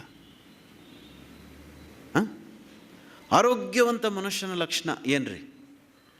ನಾನು ಆರೋಗ್ಯವಾಗಿದ್ದೀನಿ ಅಂದರೆ ಹಳ್ಳಿ ಕಡೆ 2 ಮಾತು ಹೇಳ್ತಾರೆ. 2 ಏನದು? ಬಿದ್ದಾಗ ನಿದ್ದಿ, ಎದ್ದಾಗ ಲದ್ದಿ ಅಂತ. ಹೌದಾ? ಮಲಿಕತ್ತಿದ್ದಾಗೆ ನಿದ್ದೆ ಬರಬೇಕು, ಹೇಳ್ತಿದ್ದಂಗೆ ಖಾಲಿ ಆಗ್ಬಿಡ್ಬೇಕು. ಎಷ್ಟು ಜನಕ್ಕಾಗತ್ತೆ? ಭಾಳ ಜನ ಕೈ ಎತ್ತಾ ಇದ್ದಾರೆ. ನಾನು ಪ್ರಶ್ನೆ ಕೇಳಲಿಲ್ಲಮ್ಮ, ನೀವು ಯೋಚನೆ ಮಾಡ್ಕೊಳ್ಳಿ. ನನ್ನ ಬಹಳ ಪ್ರಧಾನವಾದಂತಹ ಪ್ರಶ್ನೆ ಇರೋದು, ನಾವೆಲ್ಲ ಕರ್ಮಗಳಲ್ಲಿ, ಕರ್ಮ ಸಿದ್ಧಾಂತದಲ್ಲಿ ನಂಬಿಕೆ ಇಟ್ಟಿರೋರು ಅಲ್ವೇ? ಮನುಷ್ಯ ಏನು ಮಾಡ್ತಾನೆ, ಅದರ ಕರ್ಮಗಳಿಗೆ ಅನುಸಾರವಾಗಿ ಅವನಿಗೆ ಇಲ್ಲ ಸ್ವರ್ಗದಿಂದ ಚಾರಿಯಟ್ ಬರುತ್ತೆ, ಇಲ್ಲ ನರಕದಿಂದ ಇಬ್ಬರು ಬಂದು ಕರ್ಕೊಂಡು ಹೋಗ್ತಾರೆ ಅಂತ ಕೇಳ್ಕೊಂಡಿದ್ದೀವಿ ಅಲ್ವೇ? ಅವು ಯಾವುವೂ ಬೇಡ. 4 ಕಾಯಿಲೆ ಇದೆ, ಅವು ಬಂದರೂ ಸಾಕು. ಒಂದು ಶುಗರು, ಇನ್ನೊಂದು BP, ಇನ್ನೊಂದು ಪೈಲ್ಸು, ಇನ್ನೊಂದು ಗ್ಯಾಸ್ಟ್ರಿಕ್. ಇವು 4 ಸಾಕೊಂಡ್ರೆ ನರಕದ ದರ್ಶನ ಇಲ್ಲೇ ಆಗತ್ತೆ. ಸಕ್ಕರೆ ತಿನ್ನೋ ಹಂಗಿಲ್ಲ, ಉಪ್ಪು ತಿನ್ನೋ ಹಂಗೆ ಇಲ್ಲ. ಅವೆರಡನ್ನೂ ಬಿಟ್ಟು ಏನೇ ತಿಂದರೂ ಗ್ಯಾಸು ಮೇಲಕ್ಕೆ ಎತ್ಕೊಂಬರ್ತದೆ. ತಿಂದ ಮೇಲೆ ಖಾಲಿ ಮಾಡೋಕ್ಕೂ ಆಗಲ್ಲ. ಇದೆಂಥ ಪರಿಸ್ಥಿತಿನ್ರಿ. ಹಾಗಂತ ಇದ್ದವ್ರು ಬೇಜಾರು ಮಾಡ್ಕೋಬೇಡಿ. ನಾನು ಹೇಳಕ್ಕೆ ಪ್ರಯತ್ನ ಪಡ್ತಿರೋದು ಏನು ಅಂದರೆ, ಕರ್ಮಗಳು ಫಲಾಫಲಗಳು ಎಲ್ಲೋ ಇಲ್ಲ, ಇಲ್ಲೇ ಇದೆ, ಇಲ್ಲೇ ಇದೆ. ಅದನ್ನು ನಾವು ಪ್ರತಿನಿತ್ಯ ಅನುಭವಿಸ್ತಾ ಇದ್ದೀವಿ. ಆದರೂ ನಮಗದು ಅರ್ಥ ಆಗ್ತಾ ಇಲ್ಲ. ನಾವು ಮಲಗಿದ ತಕ್ಷಣ ನಿದ್ದೆ ಬರಬೇಕು, ನಮಗೆ ಬರುತ್ತೆಯೇ? ಏನೋ ಯೋಚನೆ ಅಲ್ವಾ? ಯಾವುದು ನಮಗೆ ಬೇಕಾದ ಯೋಚನೆ ಇಲ್ಲ. ನರೇಂದ್ರ ಮೋದಿಯವರು ಏನು ಮಾಡಬೇಕಿತ್ತು ಅಂತ ಕಟ್ಕೊಂಡು ನಾನು ಯಾಕೆ ಯೋಚನೆ ಮಾಡಲಪ್ಪ? ನನ್ನ ಮನೆಯಲ್ಲಿ ನಾನೇನು ಮಾಡಬೇಕು ಅಂತ ಅದನ್ನು ನಾನು ಯೋಚನೆ ಮಾಡ್ಕೊಂಡು ನೆಮ್ಮದಿ ನಿದ್ದೆ ಮಾಡಿದ್ರು ಸಾಕು. ಮಾಡಲ್ವೇ? ರಾತ್ರಿ ಎಲ್ಲ ಕ್ರೈಮ್ ನ್ಯೂಸ್ಗಳನ್ನು ನೋಡೋದು. ಅವನು ಅತ್ತೆ ಸೊಸೆನ ಹೆಂಗೆ ಸಾಯಿಸಿದ್ಲು, ಸೊಸೆ ಅತ್ತೆಗೆ ಹೆಂಗೆ ವಿಷ ಹಾಕಿದ್ಲು ನೋಡಿದ್ಮೇಲೆ ಮಲಿಕಂಡ ಮೇಲೆ ಏನು ಯೋಚನೆ ಬರ್ತದೆ ನನಗೆ? ಕನಸಲ್ಲೆಲ್ಲ ಅದೇ ಬರುತ್ತೆ, ನನ್ನ ಫ್ರೆಂಡನ್ನು ನಾನು ಹೆಂಗೆ ಸಾಯಿಸೋದು, ನನ್ನ ವೈರಿನ ಅಂತ. ಬೆಳಗ್ಗೆ ಬೇಗ ಹೇಳೋಕ್ಕಾಗಲ್ಲ, ಎದ್ದ ಮೇಲೆ ಬೇರೆ ಕೆಲಸಗಳು ಆಗಲ್ಲ. ನಮ್ಮ ಜೀವನ ನಮ್ಮ ಕೈನಲ್ಲಿದೆ ಅನ್ನೋದೇ ಆದರೆ ಸ್ನೇಹಿತರೆ, ನಾವು ಅದನ್ನು ಸರಿ ಮಾಡ್ಕೊಳ್ಳೋಣ. ಆಗುತ್ತೆ. ತುಂಬ ಅಷ್ಟು ಹಾಳಾಗೋಗಿಲ್ಲ ನಮ್ಮ ಸಮಾಜ, ತುಂಬ ಚೆನ್ನಾಗಿದೆ ನಮ್ಮ ಸಮಾಜ. ನಾವು ಸರಿ ಮಾಡ್ಕೋಬೋದು. ಆ ದಾರಿಯತ್ತ ನಾವು ಪ್ರಯಾಣ ಮಾಡಬೇಕು. ಮತ್ತು ಜೀವನ ಅಂದರೆ ದಾರಿಯಲ್ಲಿ ಬರುವಂತಹ ಸಣ್ಣ ಸಣ್ಣ ಸಣ್ಣ ಸಣ್ಣ ವಿಚಾರಗಳನ್ನು ಆನಂದಿಸೋದೇ ಜೀವನ. ಅಂತಿಮವಾದ ಗಮ್ಯ ಇದೆಯಲ್ಲ, ಅದು ಸಿಕ್ಬಿಟ್ರೆ ಅದು ಏನೋ ಖುಷಿ ಇರಲ್ಲ. ಏನಪ್ಪ ನಿನ್ನ ಯಶಸ್ಸು ಇದು ಅಂದರೆ ಒಂದು 3 ಕೋಟಿ ರೂಪಾಯಿ ಸಂಪಾದನೆ ಮಾಡೋದು ಅಂತ ಅನ್ಕೊಳ್ಳಿ. ನಾನೇ ಕೊಟ್ಬಿಡ್ತೀನಿ 3 ಕೋಟಿ, ಆಮೇಲೆ ಏನು ಮಾಡಿರಿ? ಹಾಂ, ಯಾರೋ ಒಬ್ಬ ಭಿಕ್ಷುಕನ ಕೇಳಿದ್ರಂತೆ, ಏನಯ್ಯ ನಿನ್ನ ಅಂತಿಮ ಗುರಿ? 1 ಕೋಟಿ ಸಂಪಾದನೆ ಮಾಡೋದು. 1 ಕೋಟಿ ಸಂಪಾದನೆ ಮಾಡಿದ್ಮೇಲೆ ಏನು ಮಾಡ್ತೀಯ ಅಂದರೆ, ರೋಲ್ಸ್ ರಾಯ್ಸ್ ಕಾರಲ್ಲಿ ಕೂತ್ಕೊಂಡು ಭಿಕ್ಷೆ ಬಿಡ್ತೀನಿ ಅಂತ. ಭಿಕ್ಷೆ ಬೇಡೋದೇನು ಬದಲಾಗಲ್ಲ. ಹಾಗೆ ನಾವು ಪ್ರತಿಯೊಂದು ಕ್ಷಣವನ್ನು ಆನಂದಿಸೋಣ, ಪ್ರತಿಯೊಂದು ಕ್ಷಣದಲ್ಲಿ ಬದುಕೋಣ. ಸಣ್ಣ ಸಣ್ಣ ಸಣ್ಣ ಸಂತೋಷಗಳಿಗೆ ಖುಷಿಯಾಗಿರೋಕ್ಕೆ ಪ್ರಯತ್ನ ಪಡೋಣ. ಗುರುಪ್ರಸಾದ್ ಅವರೇ, ಬೆಳಗಾಗೆದ್ದು ನಿಮ್ಮ ತಾರಸಿ ತೋಟಕ್ಕೆ ಹೋಗ್ತಿದ್ದಾಗೆ ಒಂದೇ ಗಿಡ ಹೂ ಬಿಟ್ಟಿದ್ರೆ ಎಷ್ಟು ಖುಷಿಯಾಗತ್ತೆ. ನೀರು ಹಾಕ್ದಲೇ ಒಣಗೋಗ್ಬಿಟ್ಟಿದ್ರೆ ಗಿಡ ಅಯ್ಯೋ ಅಂತ ನೋವಾಗಲ್ವೇ? ಆಗುತ್ತೆ. ಯಾಕೆಂದರೆ ನೀವು ಕೈಯಾರೆ ನೀರು ಹಾಕ್ತೀರಾ ಅದಕ್ಕೆ. ಅವು ಕಾಯ್ತಾ ಇರ್ತವೆ ನೀವು ಬಂದು ನೀರು ಹಾಕ್ತೀರಾ ಅಂತ. ಆ ಒಂದು ಬಂಧ, ಅಟ್ಯಾಚ್ಮೆಂಟ್, ಎಮೋಷನಲ್ ಅಟ್ಯಾಚ್ಮೆಂಟ್. ಮೊಬೈಲ್ ಜೊತೆಗಿರೋ ನಿಮ್ಮ ಅಟ್ಯಾಚ್ಮೆಂಟ್ ಅಲ್ಲ, ದಟ್ ಎಮೋಷನಲ್ ಅಟ್ಯಾಚ್ಮೆಂಟ್. ಅದ್ರ ಜೊತೆ ಬದುಕಿ, ಜನರನ್ನು ಪ್ರೀತಿಸಿ. ನಾನು ಮೊನ್ನೆ ಬೆಂಗಳೂರಿಂದ ಬಂದೆ ಮೈಸೂರಿಗೆ. ಯಾಕೆ ಹೋಗಿದ್ದೆ ಅಂತ ಕೇಳಬೇಡಿ ಬೆಂಗಳೂರಿಗೆ. ನಾನು ಬರುವಾಗ ಕೆಂಪು ಬಸ್ ಹತ್ತೀನಿ, ಜನ ಹೊಸಿ ಮಾತಾಡ್ತಾರೆ ಅಂತ ಜೊತೆಲಿ ಅಕ್ಕಪಕ್ಕ ಕೂತ್ಕೊಂಡು. ಈ ಐರಾವತ ಇದೆಲ್ಲ ಹತ್ಬಿಟ್ರೆ ಜನ ಅಲ್ಲಿ ಮನಿಕೊಂಬಿಟ್ರೆ ಇಲ್ಲೇ ಹೇಳೋದು, ಕಂಡಕ್ಟ್ರೇ ಬಂದು ಎಬ್ಬಿಸ್ಬೇಕು ಅವ್ರನ್ನ. ಈ ಕೆಂಪು ಬಸ್ಸಲ್ಲಾದ್ರೆ ನನ್ನಂಥವರೇ ಬೇಕಾದಷ್ಟು ಜನ ಇರ್ತಾರೆ, ಒಂದು 10 ಜನ ಸ್ನೇಹಿತರಾಗ್ತಾರೆ ಅಂತ ಕೂತ್ಕೊಂಡೆ. ನನ್ನ ಅದೃಷ್ಟವೋ ದುರದೃಷ್ಟವೋ ಅದು ನಾನ್ ಸ್ಟಾಪ್ ಬಸ್ಸು. 40 ಜನ ಇದ್ವಿ ನಾವು. 40 ಜನರ ಕೈಲಿ ಸ್ಮಾರ್ಟ್ಫೋನ್ ಇತ್ತು. ಬೆಂಗಳೂರಿಂದ ಮೈಸೂರವರೆಗೆ ಒಬ್ಬ ಇನ್ನೊಬ್ಬನ ಹತ್ರ ಮಾತಾಡಲಿಲ್ಲ ಕಣ್ರಿ. ಒಬ್ಬ ಇನ್ನೊಬ್ಬನ ಹತ್ರ ಮಾತಾಡಲಿಲ್ಲ. ನಾನು ಗಮನಿಸಿದೆ, ನನ್ನ ಪಕ್ಕದಲ್ಲೇ ಒಂದು ಹುಡುಗಿ ಕೂತಿತ್ತು. ಇನ್ನು ನಾನೇ ಮೇಲೆ ಬಿದ್ದು ಮಾತಾಡ್ಸಿದ್ರೆ ಆ ಹುಡುಗಿ ಏನಾದ್ರು ಬೇಜಾರು ಮಾಡ್ಕೊಂಬಿಡ್ತದೇನೋ ಅಂತ ನಾನು ಸುಮ್ಮನೆ ಕೂತಿದ್ದೆ. ನನ್ನ ಮೊಬೈಲಲ್ಲಿ ಇಂಟರ್ನೆಟ್ ಇಲ್ಲ, ನಾನೇನು ನೋಡ್ಕೊಳ್ಳಿ? ಅದನ್ನೇ ನೋಡೋಣ ಏನಾದರೂ. ನಾನು ಎಲ್ಲರೂ ಮಾಡ್ತಾವ್ರಲ್ಲ, ಒತ್ತಾರಲ್ಲ, ನಾನು ಒತ್ತೋಣ ಅಂದರೆ ಏನಿಲ್ಲ. ಡ್ರೈವರ್ನ ಮಾತಾಡ್ಸೋಕ್ಕೆ ಹೋದರೆ ಜನ ಎಲ್ಲ ಬೈತಾರೆ, ನಿನಗೊಬ್ಬಂಗೆ ಕ್ಯಾಮಿಲ್ಲ ಅಂದರೆ ಅವನ್ಯಾಕಯ್ಯ ಮಾತಾಡಿಸ್ತೀಯ ಅಂತ. ಕಂಡಕ್ಟ್ರ್ ಇಲ್ಲವೇ ಇಲ್ಲ ಅದಕ್ಕೆ. ಸುವಿಹಾರಿ ಬಸ್ಸು, ನಾನ್ ಸ್ಟಾಪ್. ಏನು ಮಾಡಲಿ ನೋಡಿ, ಪ್ರಪಂಚ ಯಾವ ಥರ ಬಂದ್ಬಿಡ್ತು ಅಂತ. ಮುಂಚೆ ಸಂಬಂಧಗಳೇ ಆಗ್ಬಿಡೋವು. ಆಲ್ಮೋಸ್ಟ್ ಚನ್ನಪಟ್ಟಣ ಬರೋ ಹೊತ್ತಿಗಾಗಲೇ ಅವ್ರ ಕಾಂದಾನೆಲ್ಲ ಪರಿಚಯ ಆಗಿರೋದು ಅಕ್ಕಪಕ್ಕ ಕೂತಿರೋರದ್ದು.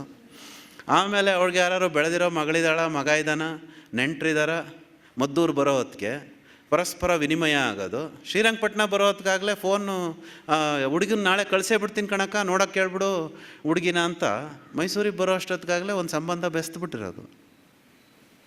ಆದರೆ ಇವತ್ತು ಪರಿಸ್ಥಿತಿ ಏನು? ಹಾಂ, ಸೇಫ್ಟಿನೇ ಇಲ್ವಲ್ರಿ. Are we safe? ಹಾಂ, ಬಸ್ಸಲ್ಲಿ ಹೋದ್ವಿ, ಬಸ್ಸಲ್ಲಿ ಬಂದ್ವಿ, ನಾವು ಯಾರು ಅನ್ನೋದೇ ಗೊತ್ತಿಲ್ಲ. 4 ಜನ ಏನು? ಹಾಂ, ನಾವು ಮಾತಾಡ್ತೀವಪ್ಪ.